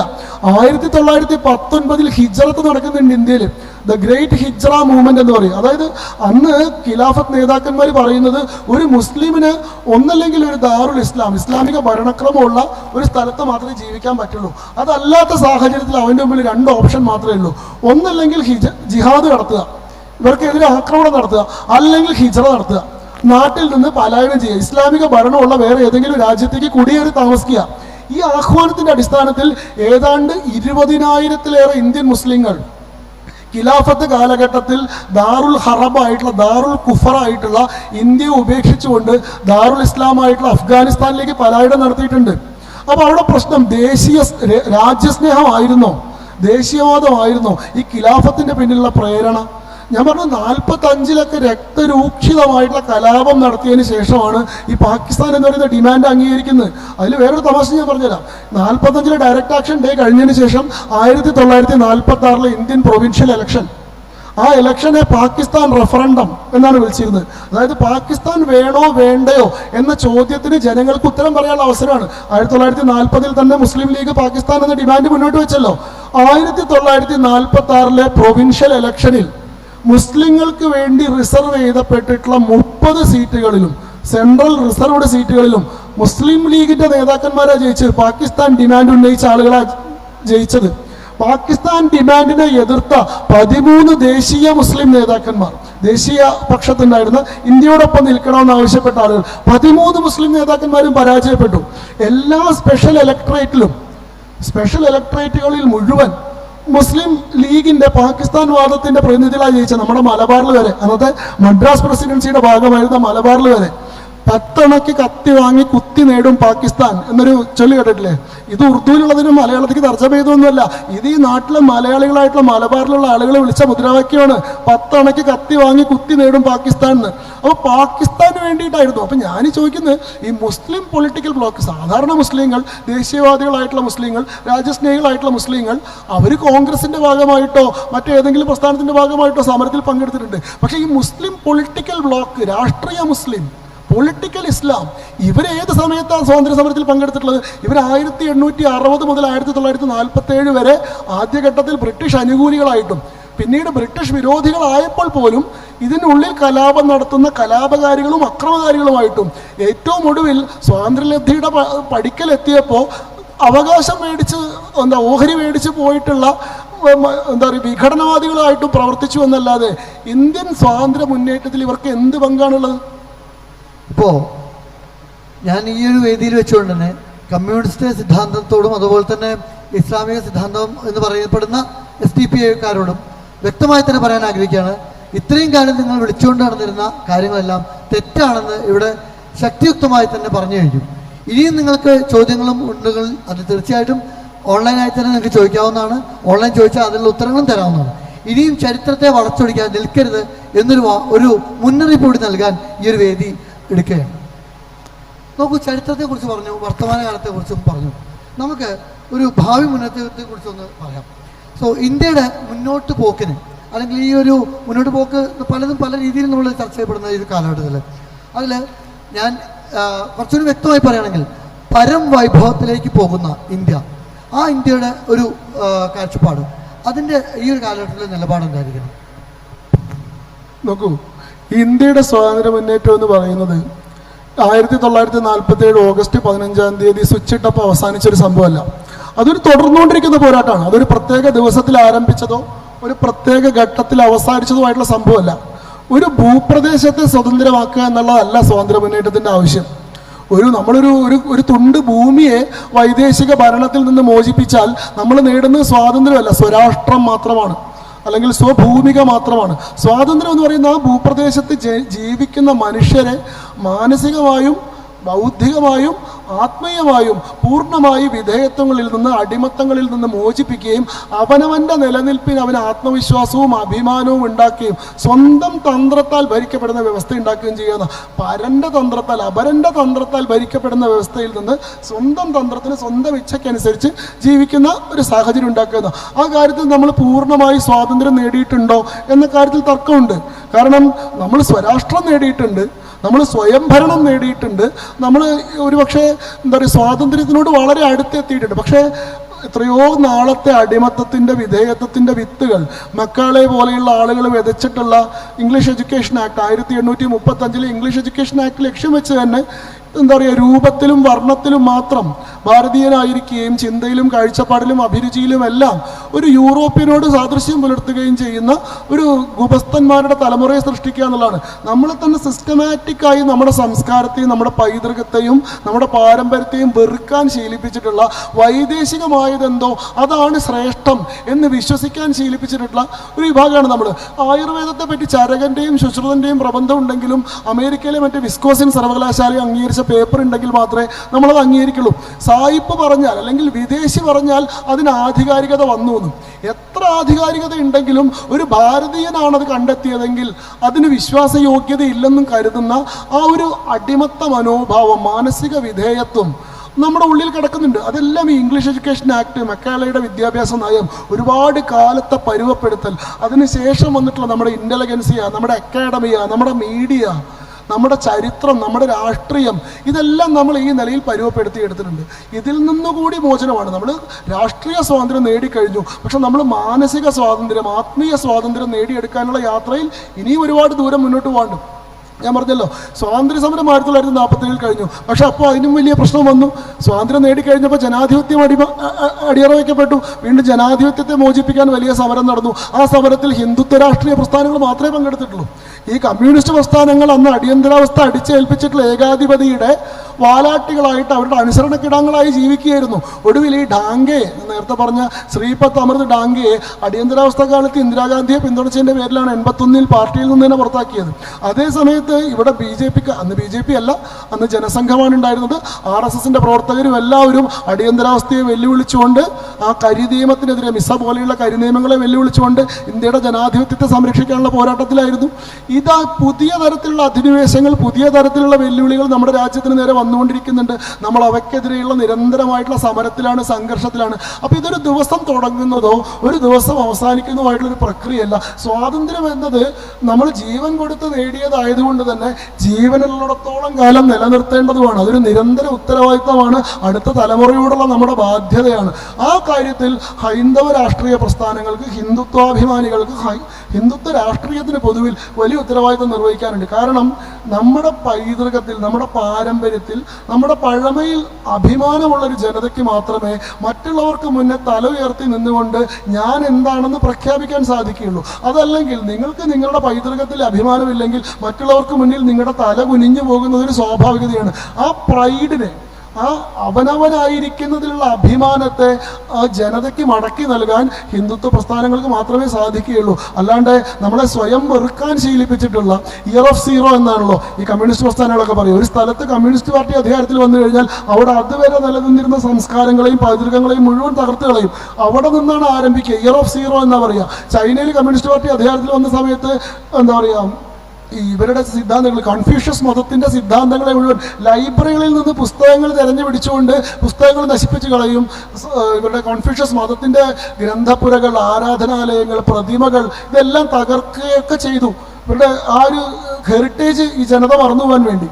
കംബോഡിയയിൽ ഇതാണ് ചെയ്തത്. ഇയർ ഓഫ് സീറോ എന്ന് പറയുന്ന സിദ്ധാന്തമാണ്. ഇസ്ലാമിലെ ജഹീലിയ എന്ന് പറയുന്നതിനോട് വളരെ സമാനമായിട്ടുള്ള കൺസെപ്റ്റാണ്. അങ്ങനെയുള്ള ആളുകൾക്ക് ഒരിക്കലും ഒരു ജനതയ്ക്ക് അവരുടെ പൈതൃകത്തിലുള്ള അഭിമാനത്തെ മടക്കി നൽകാൻ സാധിക്കുകയില്ല. ആ ഉത്തരവാദിത്തം ഇവിടെ നിർവഹിക്കാൻ സാധിക്കുക ഹൈന്ദവ രാഷ്ട്രീയത്തിനും ഹിന്ദുത്വ പ്രസ്ഥാനങ്ങൾക്കും മാത്രമാണ്. അതുകൊണ്ട് ഭാവിയിലേക്കും നമുക്ക് വലിയ ഉത്തരവാദിത്തങ്ങളുണ്ട്. നോക്കൂ, ഹൈന്ദവ ദർശനങ്ങൾക്ക് എത്ര വ്യക്തമായിക്കൊണ്ട് തന്നെ ഈ ഒരു നവ ഇന്ത്യ അല്ലെങ്കിൽ നവഭാരതത്തിൻ്റെ സൃഷ്ടിയിൽ സ്വാധീനിക്കാൻ കഴിയുമെന്ന് വ്യക്തമായി തന്നെ ഇന്ന് ഇവിടെ ശംഖു പറഞ്ഞു കഴിഞ്ഞു. ശംഖു, ഓൺലൈനിൽ ഒരു ക്വസ്റ്റ്യൻ കൂടി വന്നിട്ടുണ്ട്. ശേഖർ സ്വാമി ഒരു ചോദ്യം ചോദിച്ചിട്ടുണ്ട്. അദ്ദേഹം ചോദിച്ചിരിക്കുന്ന question: after independence Mahatma Gandhi himself wanted to dissolve Congress, but it didn't happen. So later Nehru family taken the false Gandhi name as DU name. It was actually Gandhi, not Gandhi. Okay, and in order to create a falsehood that they bring to Gandhi family itself. So my question is, by creating these false heroes, etc., actually are we ignoring the real heroes like Parashiraja, Martandarma, etc.?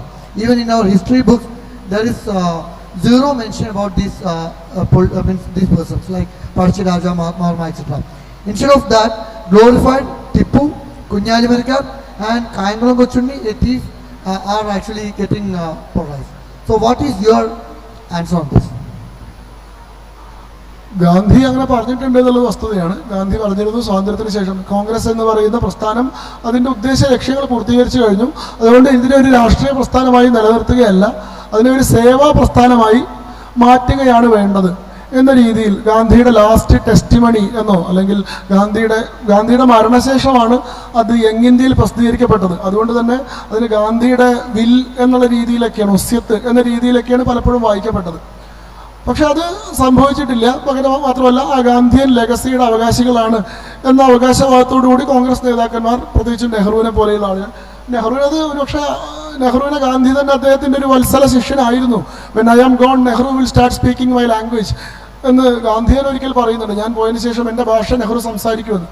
അപ്പോൾ പിന്നീട് ഈ സ്വാതന്ത്ര്യാനന്തരം നമ്മുടെ ചരിത്രരചന, ഞാനത് കഴിഞ്ഞ സെഷനിൽ പറഞ്ഞതായിരുന്നു, എങ്ങനെയാണ് നമ്മുടെ ചരിത്രം രചിക്കപ്പെട്ടത്, എങ്ങനെയാണ് ഈ ബോർഡ് ഓഫ് ഡയറക്ടേഴ്സിൽ നിന്ന്, ബോർഡ് ഓഫ് എഡിറ്റേഴ്സിൽ നിന്ന് R.C. മജുംദാറിനെ പോലെയുള്ള ആളുകൾ പുറത്താക്കപ്പെട്ടതും, എങ്ങനെയാണ് കോൺഗ്രസ് നേതൃത്വത്തിൻ്റെ ആഗ്രഹത്തിനനുസരിച്ച് നെഹ്റുവിനെയും ഗാന്ധിയെയും മാത്രം നേതാക്കന്മാരാക്കി, ബാലഗംഗാധര തിലകനെ പോലെയുള്ള നേതാക്കന്മാരെ ഒഴിവാക്കി കോൺഗ്രസിനെ ഒരു പ്രധാനപ്പെട്ട 85-ലുള്ള കോൺഗ്രസിൻ്റെ ആരംഭം മുതൽ മാത്രം ഇന്ത്യൻ സ്വാതന്ത്ര്യ മുന്നേറ്റത്തിൻ്റെ ചരിത്രത്തെ പരിഗണിച്ച, 87-ലെ സ്വാതന്ത്ര്യ മുന്നേറ്റത്തെ പരിഗണിക്കാത്ത ഒരു പ്രത്യേക തരത്തിൽ ഒരു പ്രത്യേക വിഭാഗത്തിൻ്റെ ആവശ്യങ്ങൾക്ക് അനുസരിച്ച്, മാത്രമല്ല ഇതിലെ ഒരു ഹിന്ദു നാഷണലിസ്റ്റ് എലമെൻറ്റിനെ പൂർണ്ണമായും വൈറ്റ് വാഷ് ചെയ്യുകയും ഇന്ത്യൻ സ്വാതന്ത്ര്യ മുന്നേറ്റത്തെ വളരെ സെക്യുലറൈസ് ചെയ്യുകയും, കാരണം മുറിവുകളെ മറന്നു കളയുക, കഴിഞ്ഞത് കഴിഞ്ഞു, ഇനി അതിൻ്റെ പേരിൽ ഒരു ജനങ്ങൾക്കിടയിൽ കലഹം വേണ്ട, സ്വാതന്ത്ര്യം എന്തായാലും കിട്ടിയില്ല, ഇനി അങ്ങോട്ടുള്ളവരെങ്കിലും ഒന്നിച്ച് ജീവിക്കുക, അങ്ങനെ ഒരു സതുദ്ദേശത്തിലായിരിക്കാമെന്ന് വിചാരിക്കുന്നു. എന്തായാലും ആ രീതിയിലാണ് യഥാർത്ഥത്തിലുള്ള വസ്തുതകളോടോ യാഥാർത്ഥ്യങ്ങളോടോ 100% നീതി പുലർത്തിക്കൊണ്ടല്ല, ഒരു പ്രത്യേക നരേറ്റീവിൻ്റെയും പ്രത്യേക താല്പര്യത്തിൻ്റെയും അടിസ്ഥാനത്തിൽ R.C. മജുംദാർ മാറിയതിന് ശേഷം ഗവൺമെൻറ്റിലെ സെക്രട്ടറി ആയിരുന്ന താരാചന്ദിൻ്റെ നേതൃത്വത്തിലാണ് history of freedom movement of India എന്ന് പറയുന്ന പുസ്തകം പുറത്തിറക്കിയത്. 12 വർഷത്തിന് ശേഷം താരാചന്ദ് എന്ന് പറയുന്ന വിദ്യാഭ്യാസ വകുപ്പിലെ ഒരു സെക്രട്ടറിയാണ് ഇന്ത്യയുടെ ചരിത്രം കോഡിഫൈ ചെയ്തത്. അതൊക്കെ കൃത്യമായിട്ടുള്ള ഗവൺമെൻറ്റിൻ്റെ നിർദ്ദേശങ്ങൾക്ക് ഇൻ്റർഫിയറൻസിനും അനുസരിച്ചാണ് ഉണ്ടായത്. സ്വാഭാവികമായിട്ട് ആ ചരിത്രം ആ ലക്ഷ്യങ്ങളാണല്ലോ പാലിക്കുക. ഒരു കുടുംബത്തിൻ്റെ മഹാത്മ്യത്തെയും ഒരു പ്രസ്ഥാനത്തിൻ്റെ മഹത്വത്തെയുമാണ് പറയുക. അതിൽ അവർക്ക് താല്പര്യമില്ലാത്ത ആളുകളെ മുഴുവൻ ഒഴിവാക്കിയിട്ടുണ്ടാവും, ഒരുപാട് പേരുകൾ പോയിട്ടുണ്ടാവും. അതൊക്കെ സത്യമാണെങ്കിൽ പോലും ഇന്ന് ഈ പറയുന്ന ചരിത്രം വെല്ലുവിളിക്കപ്പെടുന്നുണ്ട്. ഇത് ഇന്ത്യയുടെ ഔദ്യോഗിക ചരിത്രമല്ല എന്നും, ഇന്ത്യയുടെ ഔദ്യോഗിക ചരിത്രം ഇവർ പറയാതെ ബാക്കി വെച്ച ഒരുപാട് യാഥാർത്ഥ്യങ്ങളും ഒരുപാട് വസ്തുതകളും ഉൾക്കൊള്ളുന്നതാണെന്നും, അവ കണ്ടെത്താനും സമാന്തരമായിട്ടുള്ള വിഭവങ്ങൾ, സമാന്തരമായിട്ടുള്ള എത്രയോ മെറ്റീരിയലുകൾ ഇവിടെ അവൈലബിൾ ആണെന്നും ഇവിടുത്തെ പുതിയ തലമുറ തിരിച്ചറിയുന്നുണ്ട്. അതുകൊണ്ട് തന്നെ ഇവർ മറക്കാൻ ശ്രമിച്ചിട്ടുള്ള എല്ലാ പേരുകളും ജനങ്ങളുടെ മനസ്സിൽ, ജനങ്ങളുടെ ഓർമ്മകളിൽ, അവരുടെ നിരന്തര സംവാദങ്ങളിൽ വീണ്ടും ഉയർന്നു വരുന്നുണ്ട്. ചരിത്രത്തിന് അങ്ങനെ ഒരു സ്വഭാവമുണ്ട്. അതിനെ ആർക്കും ബോധപൂർവം മറന്നു കളയാനോ തുടച്ചു നീക്കാനോ സാധിക്കില്ല. എത്ര വിദഗ്ധമായിട്ട് യഥാർത്ഥമായിട്ട് മൂടി വെച്ചാലും ഈ ഓർമ്മകൾക്ക് പുറകെ സത്യങ്ങൾ നിലനിൽക്കുകയും അതൊരു കാലത്ത് വെളിപ്പെടുകയും ചെയ്യും. ചരിത്രത്തിന് അങ്ങനെ ഒരു എന്താ പറയുക, മറവിയാക്കാൻ ശ്രമിച്ചിട്ടുള്ള എല്ലാ സാധനവും ഇപ്പോൾ ഓർമ്മയായിട്ടാണ് മാറിയിട്ടുള്ളത്. ഇപ്പോൾ ജർമ്മനിയിലെ ജൂതന്മാരെ വംശഹത്യയിലൂടെ തുടച്ചു നീക്കാനും മറന്നു കളയാനും നടത്തിയിട്ടുള്ള ശ്രമം ഇന്ന് സമൂഹ മനസ്സിൽ മറവിയായിട്ടല്ല, വലിയൊരു ഓർമ്മയായിട്ടാണ് രേഖപ്പെടുത്തിയിട്ടുള്ളത്. അഫ്ഗാനിസ്ഥാനിലെ ബുദ്ധപ്രതിമകളെ താലിബാൻ തകർത്ത് കളഞ്ഞു. പക്ഷേ അന്ന് നിലനിരുന്നതിനേക്കാൾ കൂടുതൽ പ്രകടമായിട്ട് ആ പൊടിപടലങ്ങൾക്കിടയിൽ ഇപ്പോൾ ആ പ്രതിമകൾ ഉയർന്നു നിൽക്കുന്നുണ്ട്. അങ്ങനെ ഒരു സ്വഭാവമുണ്ട്. എന്തിനെങ്കിലും നിങ്ങൾ ബോധപൂർവ്വം ഇല്ലാതാക്കാൻ ശ്രമിച്ചാൽ അത് കൂടുതൽ പ്രോമിനൻ്റ് ആയിട്ട് ഉയർന്നു വരും. ആ നിലയിൽ നമ്മുടെ ചരിത്രം തമസ്കരിക്കാൻ ശ്രമിച്ചിട്ടുള്ള എല്ലാ ബിംബങ്ങളും നമ്മുടെ ജനസമൂഹത്തിന്റെ മനസ്സിലേക്ക് വീണ്ടും കൂടുതൽ കരുത്തോടെ മടങ്ങി വരും എന്നാണ് ഞാൻ കരുതുന്നത്. സോഷ്യൽ മീഡിയ വഴി ചോദ്യങ്ങൾ ഉയർന്നു വന്നത് എന്തുകൊണ്ടാണെന്ന് വെച്ചാൽ സോഷ്യൽ മീഡിയയിൽ നമ്മളുടെ പ്രാതിനിധ്യം എത്രത്തോളം ഉണ്ട് എന്ന് അറിയിക്കാൻ കൂടി വേണ്ടിയാണ് ആ ചോദ്യത്തിലേക്ക് ആദ്യം പോയത്. തീർച്ചയായിട്ടും ഇവിടെ ഇരിക്കുന്ന പലർക്കും ചോദ്യങ്ങളുണ്ടായിരിക്കും. ചോദ്യങ്ങൾ ചോദിക്കുന്ന സെഷനിലേക്ക് നമ്മൾ കടക്കുകയാണ്. ഒപ്പം തന്നെ രണ്ട് മൂന്ന് ഇപ്പോൾ ഈ പറഞ്ഞ കാര്യത്തിൽ തന്നെ ശങ്കുരു ഒരു കാര്യത്തിൽ വ്യക്തത കൊടുക്കേണ്ടായി. ശ്രീറാം ചോദിച്ചിട്ടുണ്ടായിരുന്നു എന്തുകൊണ്ട് ഈ വിഷയങ്ങൾ പൊതുജനങ്ങൾക്കിടയിൽ കൂടുതൽ പ്രചരിപ്പിക്കാൻ നമുക്ക് ആവുന്നില്ല. ഭാരതത്തിലെ ഏറ്റവും വലിയ സംഘടനയാണ് സംഘവും സഹഭാരതി, എന്നിട്ടും ഈ സത്യങ്ങൾ ഇപ്പോഴും പുകമറയ്ക്കുള്ളിലാണ് എന്നുള്ളത്. അതിന് ഉത്തരം ശങ്കു ഈ ഒരു കാര്യത്തിൻ്റെ ഇടയിൽ കൂടെ തന്നെ പറയുണ്ടായി. ഇന്നത്തെ യുവതലമുറ കാര്യങ്ങൾ മനസ്സിലാക്കി വരുന്നുണ്ട്. അതിൻ്റെ ഭാഗമായാണ് ഇന്ന് ഈ അനന്തപുരി ഹിന്ദുമഹാസമ്മേളനം കൂടി നടക്കുന്നത്. ഇങ്ങനെയുള്ള പലരും, ചെറുപ്പക്കാരായിട്ടുള്ള പലരും ഇതിനുവേണ്ടി മുന്നോട്ടിറങ്ങുന്നു, വായനകൾ കൂടുന്നു, അങ്ങനെയുള്ള ഉത്തരങ്ങളും നമുക്ക് അതിൽ നിന്ന് ലഭിക്കുന്നു. ഇന്ന് ഈ ഒരു വേദിയിൽ തന്നെ പല ചരിത്രങ്ങളെയും നമ്മൾ വലിച്ചു കയറി സോഷ്യൽ മീഡിയയുടെ ഭാഷയിൽ പറഞ്ഞാൽ ചുമരിൽ ഒട്ടിച്ചിട്ടുണ്ട് പല നുണകളും. അങ്ങനെയുള്ളൊരു വേദി ഇങ്ങനെ ഇനിയുള്ള ഭാവിയിലും ഒട്ടനവധി വരും എന്ന ആ ഒരു ചോദ്യത്തിന് ഉത്തരം നൽകിക്കൊണ്ട് അടുത്ത ചോദ്യത്തിലേക്ക് പോകും.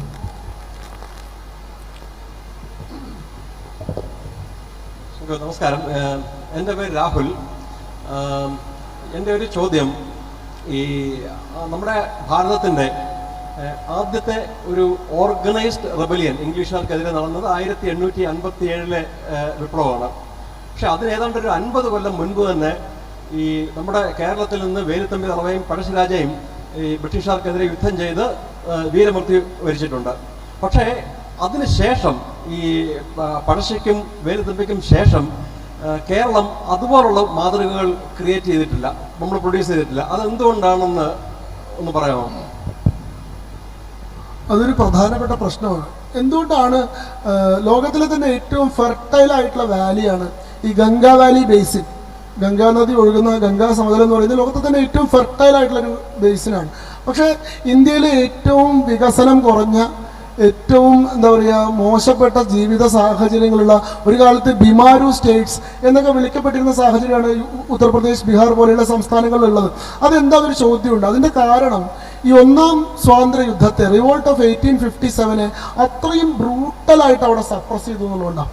ഈ പ്രദേശത്തിന് അങ്ങനെ ഒരു പൊട്ടൻഷ്യൽ ഉണ്ടെന്നും ഇവിടെ നിന്നൊരു റെസിസ്റ്റൻസ് ഉയർന്നു വരാൻ സാധ്യതയുണ്ടെന്ന് മനസ്സിലായപ്പോൾ അവിടെ നിന്ന് പിന്നീട് ഒരു പുൽനാമ്പ് പോലും ഉയർന്നു വരുന്നില്ലെന്ന് ഉറപ്പാക്കുന്നത് പോലെ ബ്രൂട്ടൽ സപ്രഷന് വിധേയമായി അവിടുത്തെ ജനം. അത് അവരുടെ സൈക്കിനെ ബാധിക്കും. എനിക്ക് ഓർമ്മയുണ്ട്, ഇതിൽ നമ്മുടെ കുറ്റാന്വേഷണങ്ങളുണ്ടല്ലോ, എന്താ അദ്ദേഹത്തിൻ്റെ പേര്, ഒരു ഇംഗ്ലീഷ് കുറ്റാന്വേഷണം, ഷെർലക് ഹോംസിന്റെ സിനിമയിൽ ഒരു ഫൈറ്റ് സീൻ ഉണ്ട്. ആ ഫൈറ്റ് സീനിൽ ഒരു പ്രത്യേക പഞ്ച് പ്ലാൻ ചെയ്യുമ്പോൾ ഷെർലക് ഹോംസ് മനസ്സിൽ കണക്ക് കൂട്ടുന്നുണ്ട്. ഈ പഞ്ചിന് അതിൻ്റെ ഫിസിക്കൽ ഇമ്പാക്ട് 6 വീക്സ്, അതിൻ്റെ മെൻ്റൽ ഇമ്പാക്ട് 6 മന്ത്സ് എന്ന് പറയും. ഈ സപ്രഷന് അങ്ങനെ ഒരു സ്വഭാവമുണ്ട്. അതിൻ്റെ ശാരീരികമായിട്ടുള്ള അവശതകൾ പെട്ടെന്ന് മാറിയാൽ പോലും അതിൻ്റെ മാനസികമായിട്ടുള്ള ആഘാതം ഒരു പക്ഷെ തലമുറകളോളം ആ സമൂഹത്തെ വേട്ടയാടിക്കൊണ്ടിരിക്കും. ആ പ്രശ്നമാണ് ഉത്തർപ്രദേശിലും ബീഹാറിലും ഒക്കെ പിന്നീട് അങ്ങനെ ഒരു വലിയ ഉയർത്തെഴുന്നേൽപ്പ്. പക്ഷെ ഇന്ന് ആ ഒരു അവസ്ഥ മാറിക്കൊണ്ടിരിക്കുകയാണ്. ആ ജനതയ്ക്ക് സംഭവിച്ചിട്ടുള്ള ആ മാനസികമായിട്ടുള്ളൊരു ആഘാതത്തിൽ നിന്ന് അവരെ സ്വാഭിമാനത്തിലേക്ക് ഉയർത്തിക്കൊണ്ടുവരാനുള്ള വലിയൊരു ശ്രമം ഇപ്പോൾ അവിടെ നടക്കുന്നുണ്ട്. അതിൽ നമ്മൾ വിജയിക്കുന്നുണ്ട്. പക്ഷെ ഇത്തരത്തിലുള്ള സപ്രഷനുകൾക്ക് അങ്ങനെ ഒരു സ്വഭാവമുണ്ട്. എന്തുകൊണ്ടാണ് 1920-കൾക്ക് ശേഷം 1947 വരെ ബ്രിട്ടീഷുകാർ ഇന്ത്യ വിട്ടു പോകുന്നത് വരെ കേരളത്തിൽ നിന്ന് സ്വാതന്ത്ര്യ മുന്നേറ്റത്തിൽ ഒരു മുസ്ലിം വോയിസ് നമ്മൾ കേൾക്കാത്തത്? 1920-നും 1947-നും ഇടയിൽ മലബാറിൽ നിന്നല്ല, കേരളത്തിൽ എവിടെയെങ്കിലും നിന്ന് സ്വാതന്ത്ര്യ സമരത്തിൽ ഒരു പ്രബലമായിട്ടുള്ള മുസ്ലിം വോയിസ് കേൾക്കാനുണ്ടോ? കേൾക്കാനുണ്ടായിട്ടില്ല. ബ്രിട്ടീഷുകാർ ഇന്ത്യ വിട്ട് പോയതിനു ശേഷം മാത്രമേ പിന്നീട് അങ്ങനെ ഒരു വോയിസ് ഉയർന്നിട്ടുള്ളൂ. കാരണം എന്താ? മലബാർ കലാപം നേരിട്ടുള്ള സപ്രഷനാണ്. വളരെ ബ്രൂട്ടലായിട്ടുള്ള സപ്രഷനാണ്. അതുപോലെ തന്നെ ഈ പറയുന്ന പഴശ്ശിരാജയുടെ കലാപത്തിന് ശേഷം നടന്നിട്ടുള്ള സപ്രഷനാണ് ഒരു പക്ഷേ 1921 കലാപത്തിൽ ഹിന്ദുക്കളെ അത്രത്തോളം വൾണറബിളാക്കി മാറ്റിയത്. 1805 തോന്നുന്നു പഴശ്ശിരാജയുടെ വിപ്ലവം നടക്കുന്നത്, 1805. അതിനുശേഷം എന്താ നടന്നത്? അതിനുശേഷം ഹിന്ദുക്കൾക്ക് ആയുധങ്ങൾ കയ്യിൽ വയ്ക്കാനുള്ള അവകാശം നിഷേധിക്കപ്പെട്ടു, മാർഷ്യൽ ലോ പ്രഖ്യാപിക്കപ്പെട്ടു, കളരികൾ അടച്ചുപൂട്ടപ്പെട്ടു. പ്രത്യേകിച്ചും വടക്കൻ കേരളം എന്ന് പറയുന്നത് കളരിയിലെ ഒരു പ്രത്യേക മുറയാണ്. വടക്കൻ കേരളത്തിലെ ചിട്ട, ആ വടക്കൻ കേരളത്തിലെ കളരി പൂർണ്ണമായിട്ട് അബോളിഷ് ചെയ്യപ്പെട്ടു. കളരി പുരകൾ, ആയുധ പുരകൾ അടച്ചു, ആയുധങ്ങളെ പിടിച്ചെടുത്തുകൊണ്ട് പോയി. അഭ്യാസം നടത്തുന്നു എന്ന് രഹസ്യവിവരം കിട്ടിയിട്ടുള്ള ആളുകളെ പിടിച്ചുകൊണ്ടുപോയി മണിക്കൂറുകളോളം പീഡിപ്പിച്ചു, പലരെയും വധശിക്ഷയ്ക്ക് വരെ വിധിച്ചു. അങ്ങനെ വന്നപ്പോൾ ആ വിഭാഗം പിന്നീട് ആയുധ പരിശീലനം നടത്താൻ തയ്യാറാവാതെയായി. ഒരു നൂറ്റാണ്ടിൻ്റെ ഗ്യാപ്പ് വന്നു. 1805 1900 പിന്നീട് 1930 ഈ കളരി നിരോധനം പിൻവലിക്കപ്പെടുന്നത്. അപ്പോഴേക്കും വടക്കൻ കളരിയിൽ എത്രയോ മുറകൾ, എത്രയോ അടവുകൾ എന്നേക്കുമായി നഷ്ടപ്പെട്ട് കഴിഞ്ഞിരുന്നു, മറവിയിലേക്ക് വീണ് കഴിഞ്ഞിരുന്നു. 21 ഹിന്ദുവിന് പ്രതിരോധിക്കാൻ സാധിക്കാത്തതിൻ്റെ പ്രധാനപ്പെട്ട ഒരു കാരണവും അയാൾക്ക് ആ സമയത്ത് ആയുധ പരിശീലനമോ കായിക പരിശീലനമോ ഉണ്ടായിരുന്നില്ല എന്നുള്ളതായിരുന്നു. ഇവർക്ക് എന്താ പറയുക, ഈ കലാപത്തിന് കോപ്പ് കൂട്ടിയിരുന്ന ആളുകൾക്ക് വളരെ നേരത്തെ തന്നെ ആയുധങ്ങൾ തയ്യാറാക്കാനും കൊല്ലന്മാരെ കൊണ്ട് മലപ്പുറം കത്തി പോലെയുള്ള ആയുധങ്ങൾ തയ്യാറാക്കിക്കാനും സംഘടിക്കാനുള്ള അവസരം കിട്ടിയിരുന്നു. പക്ഷെ നമ്മളിത് തീരെ പ്രതീക്ഷിച്ചിരുന്നില്ല. കഴിഞ്ഞ ദിവസം വരെ നമ്മുടെ ഒപ്പം നമ്മുടെ പറമ്പിൽ ജോലി ചെയ്യുന്ന, നമ്മുടെ എല്ലാ കാര്യങ്ങളും ശ്രദ്ധിക്കുന്ന, വീട്ടിലെ എന്താ പറയുക കാര്യസ്ഥനോ കുടിയാനോ ഒക്കെ ആയിട്ടുള്ള ആളാണ് ഒരു ദിവസം പെട്ടെന്ന് വാളുമായിട്ട് കയറി വന്ന് വെട്ടുന്നത്. അപ്രതീക്ഷിതമാണ്. അതുകൊണ്ടാണ് മലബാറിലൊരു പ്രത്യേക ചൊല്ലുള്ളത്. അതിപ്പോൾ ഇസ്ലാമോഫോബിക് ആവുന്നതുകൊണ്ട് ഞാൻ ഇവിടുന്ന് പറയുന്നില്ല. അങ്ങനെ ഒരു ചൊല്ലുണ്ട്, ഉപ്പ് പുളിക്കും കാലം എന്നാണത് തുടങ്ങുന്നത്. അപ്പോൾ ഈ ഒരു കാര്യമുണ്ട്, പഴശ്ശിരാജയുടെ ഈ കലാപത്തിന് ശേഷം എങ്ങനെയാണ് ആ മലബാർ ബെൽറ്റിൽ ഹിന്ദുക്കളിൽ നിന്ന് പിന്നീട് അങ്ങനത്തെ ഒരു റെസിസ്റ്റൻസ് ഉണ്ടാവുന്നില്ല, ഒരു വിപ്ലവം ഉണ്ടാവുന്നില്ല എന്ന് ഉറപ്പുവരുത്തിയത്. അതേപോലെ തന്നെ തിരുവിതാംകൂറിൽ സംഭവിച്ചില്ലേ? തിരുവിതാംകൂറിൽ ഈ വേലുത്തമ്പി ദളവയുടെ റിവോൾട്ട് കഴിഞ്ഞതിന് ശേഷം എന്താ സംഭവിച്ചത്? വേലുത്തമ്പി ദളവയുടെ റിവോൾട്ട് കഴിഞ്ഞതിന് ശേഷം മലബാർ ട്രാവൻകൂർ നായർ ബ്രിഗേഡ് എന്ന് പറയുന്ന സൈന്യം ഡിസ്ബാൻഡ് ചെയ്യപ്പെട്ടു. തിരുവിതാംകൂറിന് 1905 മുതൽ 1919 വരെയുള്ള സമയത്ത് സ്വന്തം സൈന്യമില്ല. There was no standing army. ഏതെങ്കിലും സമയത്ത് എക്സ്റ്റേണൽ ത്രെറ്റ് ഉണ്ടെങ്കിൽ ബ്രിട്ടീഷുകാർ സൈനിക സഹായം കൊടുക്കാന്നുള്ള കരാറാണ് ഉണ്ടായിരുന്നത്. 1919 തിരുവിതാംകൂർ നായർ ബ്രിഗേഡ് വീണ്ടും റീകോൺസ്റ്റിറ്റ്യൂട്ട് ചെയ്യപ്പെടുന്നത്. ആ സൈന്യത്തെ തന്നെ പിരിച്ചുവിട്ടു. വേലുത്തമ്പിക്കൊപ്പം പങ്കെടുത്തിട്ടുള്ള മുഴുവൻ ആളുകളും രൂക്ഷമായിട്ടുള്ള ആക്രമണങ്ങൾക്കും തിരിച്ചടികൾക്കും വിധേയരായി. സ്വാഭാവികമായിട്ട് അനുഭവമുള്ള ജനത പിന്നീട് അങ്ങനത്തെ കലാപങ്ങൾക്കോ അങ്ങനത്തെ മുന്നേറ്റങ്ങൾക്കോ തയ്യാറായില്ല എന്നുള്ളതാണ്. അടുത്ത ചോദ്യം.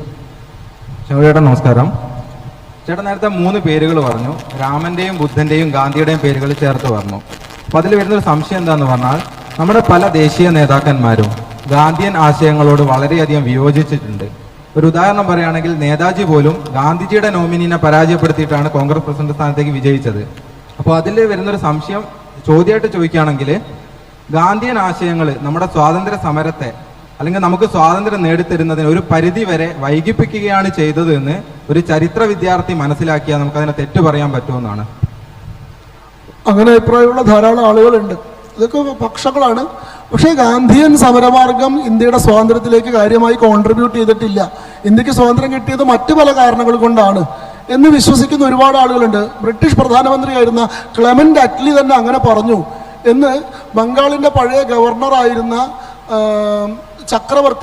ചക്രവർത്തി പറഞ്ഞതായിട്ട് R.C. മജുംദാറിൻ്റെ പുസ്തകത്തിൽ പറയുന്നുണ്ട്. അതായത് ക്ലെമന്റ് അറ്റ്ലി ബ്രിട്ടീഷ് പ്രധാനമന്ത്രിയായിരുന്നല്ലോ ഇന്ത്യക്ക് സ്വാതന്ത്ര്യം കിട്ടുന്ന സമയത്ത്. അതിനുശേഷം അദ്ദേഹം പ്രധാനമന്ത്രി പദവിയൊക്കെ ഒഴിഞ്ഞതിന് ശേഷം അദ്ദേഹം ഇന്ത്യയിലേക്ക് ഒരു വട്ടം സന്ദർശനത്തിന് വന്നു. അന്ന് അദ്ദേഹം ബംഗാളിലെ ഗവർണറായിരുന്ന ഈ മിസ്റ്റർ ചക്രവർത്തിയുടെ വസതിയിലാണ് താമസിക്കുന്നത്. അന്ന് രാത്രിയത്തെ അവരുടെ സംവാദത്തിൽ ഈ ചക്രവർത്തി ചോദിക്കുന്നുണ്ട്, ഗാന്ധിയൻ ആശയങ്ങൾ, ഗാന്ധിയൻ ഇടപെടലുകൾ എത്രത്തോളം ഇന്ത്യയുടെ സ്വാതന്ത്ര്യലബ്ധിക്ക് സഹായമായിട്ടുണ്ടെന്ന്. അറ്റ്ലിയുടെ മറുപടി മിനിമൽ എന്നാണ്. അത് വളരെ സ്പെസിഫിക് ആയിട്ട് അദ്ദേഹം വാക്കുകൾ എടുത്തെടുത്ത് പറഞ്ഞു എന്നാണ്. ക്ലെമന്റ് അറ്റ്ലി യഥാർത്ഥ കാരണങ്ങളായി പറയുന്നത്, ഇന്ത്യയുടെ സ്വാതന്ത്ര്യലബ്ധിക്കുള്ള യഥാർത്ഥ കാരണങ്ങളായി പറയുന്നത്, 2ാം ലോക മഹായുദ്ധത്തിന് ശേഷം ഭയങ്കരമായിട്ടുള്ള മിലിറ്ററി എക്സ്പെൻഡിച്ചർ ബ്രിട്ടന് ചെലവായി. ആ വലിയ ചെലവും വലിയ സൈനിക നഷ്ടവും ഉണ്ടായി. 2ാം ലോക മഹായുദ്ധത്തിൽ ഒരുപാട് സൈനികരെ നഷ്ടപ്പെട്ടു. അങ്ങനെ വന്നതിന് ശേഷം ബ്രിട്ടന് കോളനികൾ മെയിൻറ്റെയിൻ ചെയ്യുക എന്നത് കൂടുതൽ പ്രയാസമുള്ള കാര്യമായി. രണ്ടാമത്തെ കാര്യം, ബ്രിട്ടൻ ഇന്ത്യയിൽ കോളനി നിലനിർത്തണമെങ്കിൽ ഇന്ത്യൻ സൈന്യം പൂർണ്ണമായി ബ്രിട്ടന്റെ വിധേയത്തിലാവണം. എന്നാൽ രണ്ടാം ലോക മഹായുദ്ധത്തിന് ശേഷം ഉണ്ടായ സാഹചര്യം എന്താ വെച്ചാൽ ഇന്ത്യൻ സൈന്യം തങ്ങൾക്ക് വിധേയപ്പെട്ട് പ്രവർത്തിക്കുമെന്നൊരു ഉറപ്പ് ബ്രിട്ടീഷുകാർക്ക് ഇല്ലാണ്ടായി. അതിൻ്റെ 2 കാരണങ്ങളാണുള്ളത്. അതിലൊന്നാണ് INA ട്രയൽ. INA പോരാളികളായിട്ട് പങ്കെടുത്തിട്ടുള്ള 1942 നടന്നിട്ടുള്ള INA ട്രയൽ, സുഭാഷ് ചന്ദ്രബോസിന്റെ ഒപ്പം ഇന്ത്യൻ നാഷണൽ ആർമി ആയിട്ട് പങ്കെടുത്തിരുന്ന INA സൈനികരെ കൊണ്ടുവന്ന് ലാൽക്കിലയിൽ വിചാരണ നടത്തുമ്പോൾ അതിനെതിരെ ഇന്ത്യയിൽ നടന്നിട്ടുള്ള വലിയ മുന്നേറ്റമാണ്. ഒരുപക്ഷെ മരിച്ചുപോയ ഇന്ത്യൻ സ്വാതന്ത്ര്യ മുന്നേറ്റത്തെ പുനർജീവിപ്പിച്ചത്. പലപ്പോഴും ചരിത്രത്തിൽ നമ്മൾ പറയാത്തൊരു സംഭവം, ക്വിറ്റ് ഇന്ത്യ മൂവ്മെന്റ് ഒരു പരാജയമായിട്ടാണ് കലാശിച്ചത് എന്നാണ്. ക്വിറ്റ് ഇന്ത്യ മൂവ്മെന്റ് അവസാന ഘട്ടത്തിൽ കോൺഗ്രസിന്റെയും നേതൃത്വത്തിന്റെയും കൈവിട്ടു പോവുകയും പല സ്ഥലങ്ങളിലും അക്രമത്തിൽ കലാശിക്കുകയും ഗാന്ധിക്ക് ക്വിറ്റ് ഇന്ത്യ മൂവ്മെന്റിന്റെ ധാർമ്മികമായിട്ടുള്ള നേതൃസ്ഥാനം ഒഴിയേണ്ടി വരികയും ചെയ്തിട്ടുണ്ട്. അങ്ങനെ ഇത് നമുക്കൊരു സമരത്തിലൂടെ സംഘർഷത്തിലൂടെ വിജയിക്കാൻ സാധിക്കില്ലെന്ന് കരുതി ഒരു മന്ദാവസ്ഥയിലേക്ക് പോയിട്ടുള്ള, ജഡാവസ്ഥയിലേക്ക് പോയിട്ടുള്ള ഇന്ത്യൻ സ്വാതന്ത്ര്യ മുന്നേറ്റത്തെ വീണ്ടും പുനരുജ്ജീവിപ്പിക്കുന്ന INA ട്രയലുകളാണ്. ഈ INA സൈനികരെ ട്രയലിന് വേണ്ടി കൊണ്ടുവരുമ്പോൾ ഇവർക്ക് വേണ്ടി ഇന്ത്യൻ സമൂഹം ഒറ്റക്കെട്ടായിട്ട് എണീക്കുന്നു. ഈ INA ട്രയലിന് ഐക്യദാർഢ്യം പ്രഖ്യാപിച്ചുകൊണ്ടാണ് റിൻ മ്യൂട്ടണി നടക്കുന്നത്. റോയൽ ഇന്ത്യൻ നേവി മ്യൂട്ടണി, നാവിക കലാപം എന്ന് വിളിക്കും. ഈ INA സൈനികർക്ക് ഐക്യദാർഢ്യം പ്രഖ്യാപിച്ചുകൊണ്ട് ബ്രിട്ടന്റെ റോയൽ ഇന്ത്യൻ നേവിയിലെ ഏതാണ്ട് വലിയൊരു വിഭാഗം ഫ്ലീറ്റുകൾ കലാപം നടത്തുകയും അവർ ഓർഡറുകൾ അനുസരിക്കാൻ വിസമ്മതിക്കുകയും അവർ നേവിയിലുള്ള യൂണിയൻ ജാക്ക് പതാക എടുത്തു മാറ്റി പകരം ഇന്ത്യൻ ദേശീയ പതാക സ്ഥാപിക്കുകയും സുഭാഷ് ചന്ദ്രബോസിന്റെ ഫോട്ടോയുമായിട്ട് അവർ കമാൻഡുകൾ അനുസരിക്കാതെ കലാപത്തിന് ഇറങ്ങുകയും ചെയ്തു. അതേപോലെ തന്നെ ഇന്ത്യൻ ആർമിയിലെ ഒരു വിഭാഗം ഇന്ത്യക്കാർക്ക് നേരെ വെടിവെക്കാൻ ബ്രിട്ടീഷ് ഉദ്യോഗസ്ഥന്മാർ ആവശ്യപ്പെട്ടപ്പോൾ അവർ വെടിവെക്കാൻ വിസമ്മതിച്ചു. റോയൽ ഇന്ത്യൻ നേവിക്കും അതേപോലെ തന്നെ ആർമിക്കും ഐക്യദാർഢ്യം പ്രഖ്യാപിച്ചുകൊണ്ട് താനെയിലും മുംബൈയിലും ഇന്ത്യൻ എയർഫോഴ്സ്, അന്നത്തെ റോയൽ ഇന്ത്യൻ എയർഫോഴ്സ്, ലോയൽ ഇന്ത്യൻ എയർഫോഴ്സുകാർ പ്രകടനം നടത്തി. അപ്പോൾ സൈന്യത്തിൻ്റെ മുകളിലുള്ള കൺട്രോൾ പൂർണ്ണമായിട്ട് നഷ്ടപ്പെട്ടു. അതുകൊണ്ട് തന്നെ ഇവരെ വിശ്വസിച്ചിട്ട് ഇനി ഈ രാജ്യം ഭരിക്കാൻ സാധിക്കില്ല എന്നൊരു സാധ്യത വന്നു. അങ്ങനെയുള്ള അനവധി കാരണങ്ങൾ കൊണ്ട് അതിനൊരു കാര്യം ആലോചിച്ച് നോക്കൂ. ഈ 2ാം ലോക മഹായുദ്ധത്തിന് ശേഷം ബ്രിട്ടന്റെ കീഴിലുണ്ടായിരുന്ന ഒരുവിധം എല്ലാ കോളനികൾക്കും സ്വാതന്ത്ര്യം കിട്ടിയിട്ടുണ്ട്. ഇന്ത്യക്ക് മാത്രമല്ല സ്വാതന്ത്ര്യം കിട്ടിയത്, അഫ്ഗാനിസ്ഥാന് സ്വാതന്ത്ര്യം കിട്ടിയില്ലേ? അത് എത്ര രാജ്യങ്ങൾ, ആഫ്രിക്കയിലുള്ള മുഴുവൻ കോളനികൾക്ക് സ്വാതന്ത്ര്യം കിട്ടില്ലേ? ഇവിടെയൊന്നും ഗാന്ധി നെഹ്റു ഉണ്ടായിരുന്നില്ലല്ലോ. പക്ഷെ 2ാം ലോക മഹായുദ്ധത്തിന് ശേഷമുള്ള സാഹചര്യം ഇവർക്ക് എല്ലാവർക്കും ബാധകമായിരുന്നു. അപ്പോൾ ഗാന്ധിയുടെ രാഷ്ട്രീയത്തെ ആ നിലയിൽ വിമർശിക്കുന്ന ആളുകളുണ്ട്, ധാരാളം ആളുകളുണ്ട്. സുഭാഷ് ചന്ദ്രബോസ് മാത്രമല്ല, പക്ഷെ അവരെല്ലാം ഗാന്ധിയോടൊരു വ്യക്തിപരമായ ബഹുമാനം നിലനിർത്തുകയും ചെയ്തിരുന്നു. അപ്പോൾ ഗാന്ധിയെ ഫാദർ ഓഫ് ദ നേഷൻ എന്ന് ആദ്യം വിളിക്കുന്നത് സുഭാഷ് ചന്ദ്രബോസാണ്. സിംഗപ്പൂരിൽ വെച്ച് നടത്തുന്ന റേഡിയോ അഡ്രസ്സിലാണ് രാഷ്ട്രത്തിൻ്റെ പിതാവെ ഞങ്ങൾ പുറപ്പെടുന്നു എന്ന് പറയുന്നത്. അപ്പോൾ ഈ വിമർശനം, ഗാന്ധിയുടെ സമരമുറ യഥാർത്ഥത്തിൽ ഗുണപരമല്ല, അത് നമ്മുടെ സ്വാതന്ത്ര്യലബ്ധിയെ വൈകിപ്പിക്കുകയാണ് ചെയ്തതെന്നുള്ള വിമർശനം പല ആളുകൾക്കും ഉള്ളതാണ്. ഒരു പരിധിവരെ ഞാനും അത് പങ്കുവയ്ക്കുന്നുണ്ട്.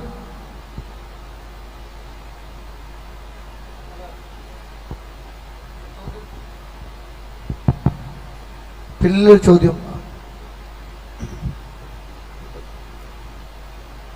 ഏതായാലും ഓൺലൈനിൽ നിന്നും ഒട്ടനവധി പേർ വളച്ചൊടിക്കുന്ന ചരിത്രം, മൂടിവയ്ക്കുന്ന ചരിത്രം പുറത്തു വന്നതിൽ സന്തോഷം രേഖപ്പെടുത്തിക്കൊണ്ടിരിക്കുന്നു. വളരെ നന്ദി ശംഖു. അതിലേക്ക് അദ്ദേഹത്തിൻ്റെ ചോദ്യത്തിലേക്ക്. നമസ്കാരം സർ. എൻ്റെ ചോദ്യം, നമ്മൾ ആര്യൻസ് 1500 BC ഇറാൻ ഭാഗത്ത് നിന്ന് ഇങ്ങോട്ട് വന്നതായിട്ടാണ് ചരിത്രത്തിൽ പറയുന്നത്. ആര്യൻസ് വേദങ്ങൾ അവരാൽ നിർമ്മിതമാണെന്നും പറയുന്നു. അങ്ങനെ നോക്കുമ്പോൾ ശരിക്കും നമ്മുടെ ഐഡന്റിറ്റി എന്താണ്? ഈ ആര്യൻ അധിനിവേശവാദം എന്ന് പറയുന്നത് ചരിത്രപരമായിട്ട് ഇപ്പോൾ ഒരു സർവാംഗീകാരമുള്ള സ്വീകാര്യതയുള്ള ഒരു വാദമല്ല. അത് ഇന്ത്യൻ ജനതയുടെ ആത്മവിശ്വാസം നഷ്ടപ്പെടുത്തുക. ഞാൻ നേരത്തെ പറഞ്ഞല്ലോ, ഇവിടെ നടന്ന ഒരു സിവിലൈസേഷണൽ വാറാണ്. ഒരു ജനതയുടെ മേലെ മാനസികമായിട്ടുള്ള അടിമത്തം സ്ഥാപിക്കാൻ, വിധേയത്വം സ്ഥാപിക്കാൻ നടത്തിയിട്ടുള്ള ശ്രമമാണ്. ആ ശ്രമം എങ്ങനെയാണ് സ്വാഭാവികമായിട്ട് നടക്കുക?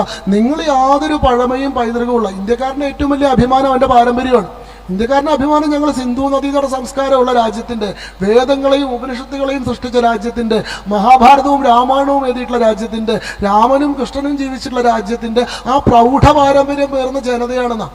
അതാണ് ബ്രിട്ടീഷുകാരുടെ മുമ്പിൽ ഞാൻ വൈറ്റ്മെൻസ് ബേർഡനും കൊണ്ട് വരുന്ന സായിപ്പിന് മുമ്പിൽ നെഞ്ചു വിരിച്ചിരിക്കാൻ ഇന്ത്യക്കാരനെ പ്രേരിപ്പിക്കുന്ന സാധനം. അവനെ തകർക്കണമെങ്കിൽ, അവൻ്റെ വിശ്വാസത്തെ കളയണമെങ്കിൽ എന്ത് വേണം? ഈ പൈതൃകമൊക്കെ ഇവരിൽ നിന്ന് തട്ടിപ്പറിച്ചെടുക്കണം.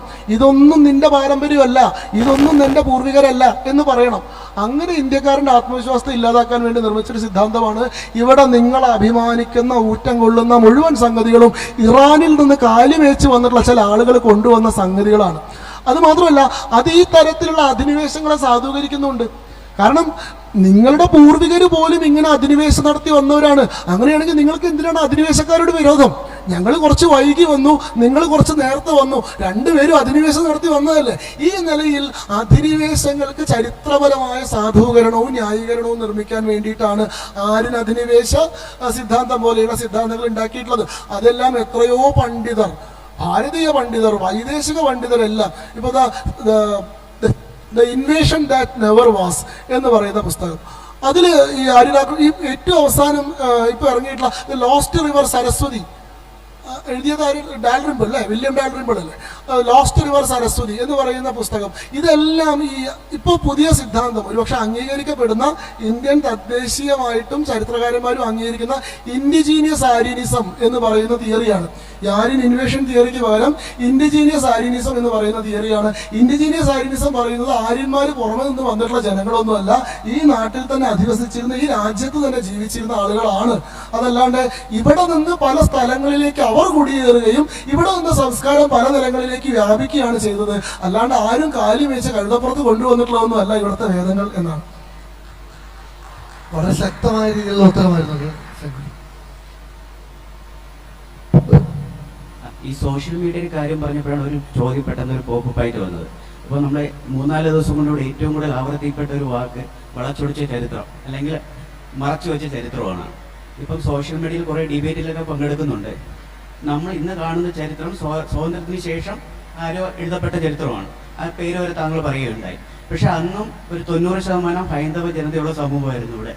ഒരു മൃദു ഹിന്ദുത്വം എന്ന പേര് അന്നും ഇന്നും നമ്മൾ എഴുതപ്പെട്ട ഒരു കോൺഗ്രസിൻ്റെ ചരിത്രമായിരുന്നു അന്ന് കണ്ടത്.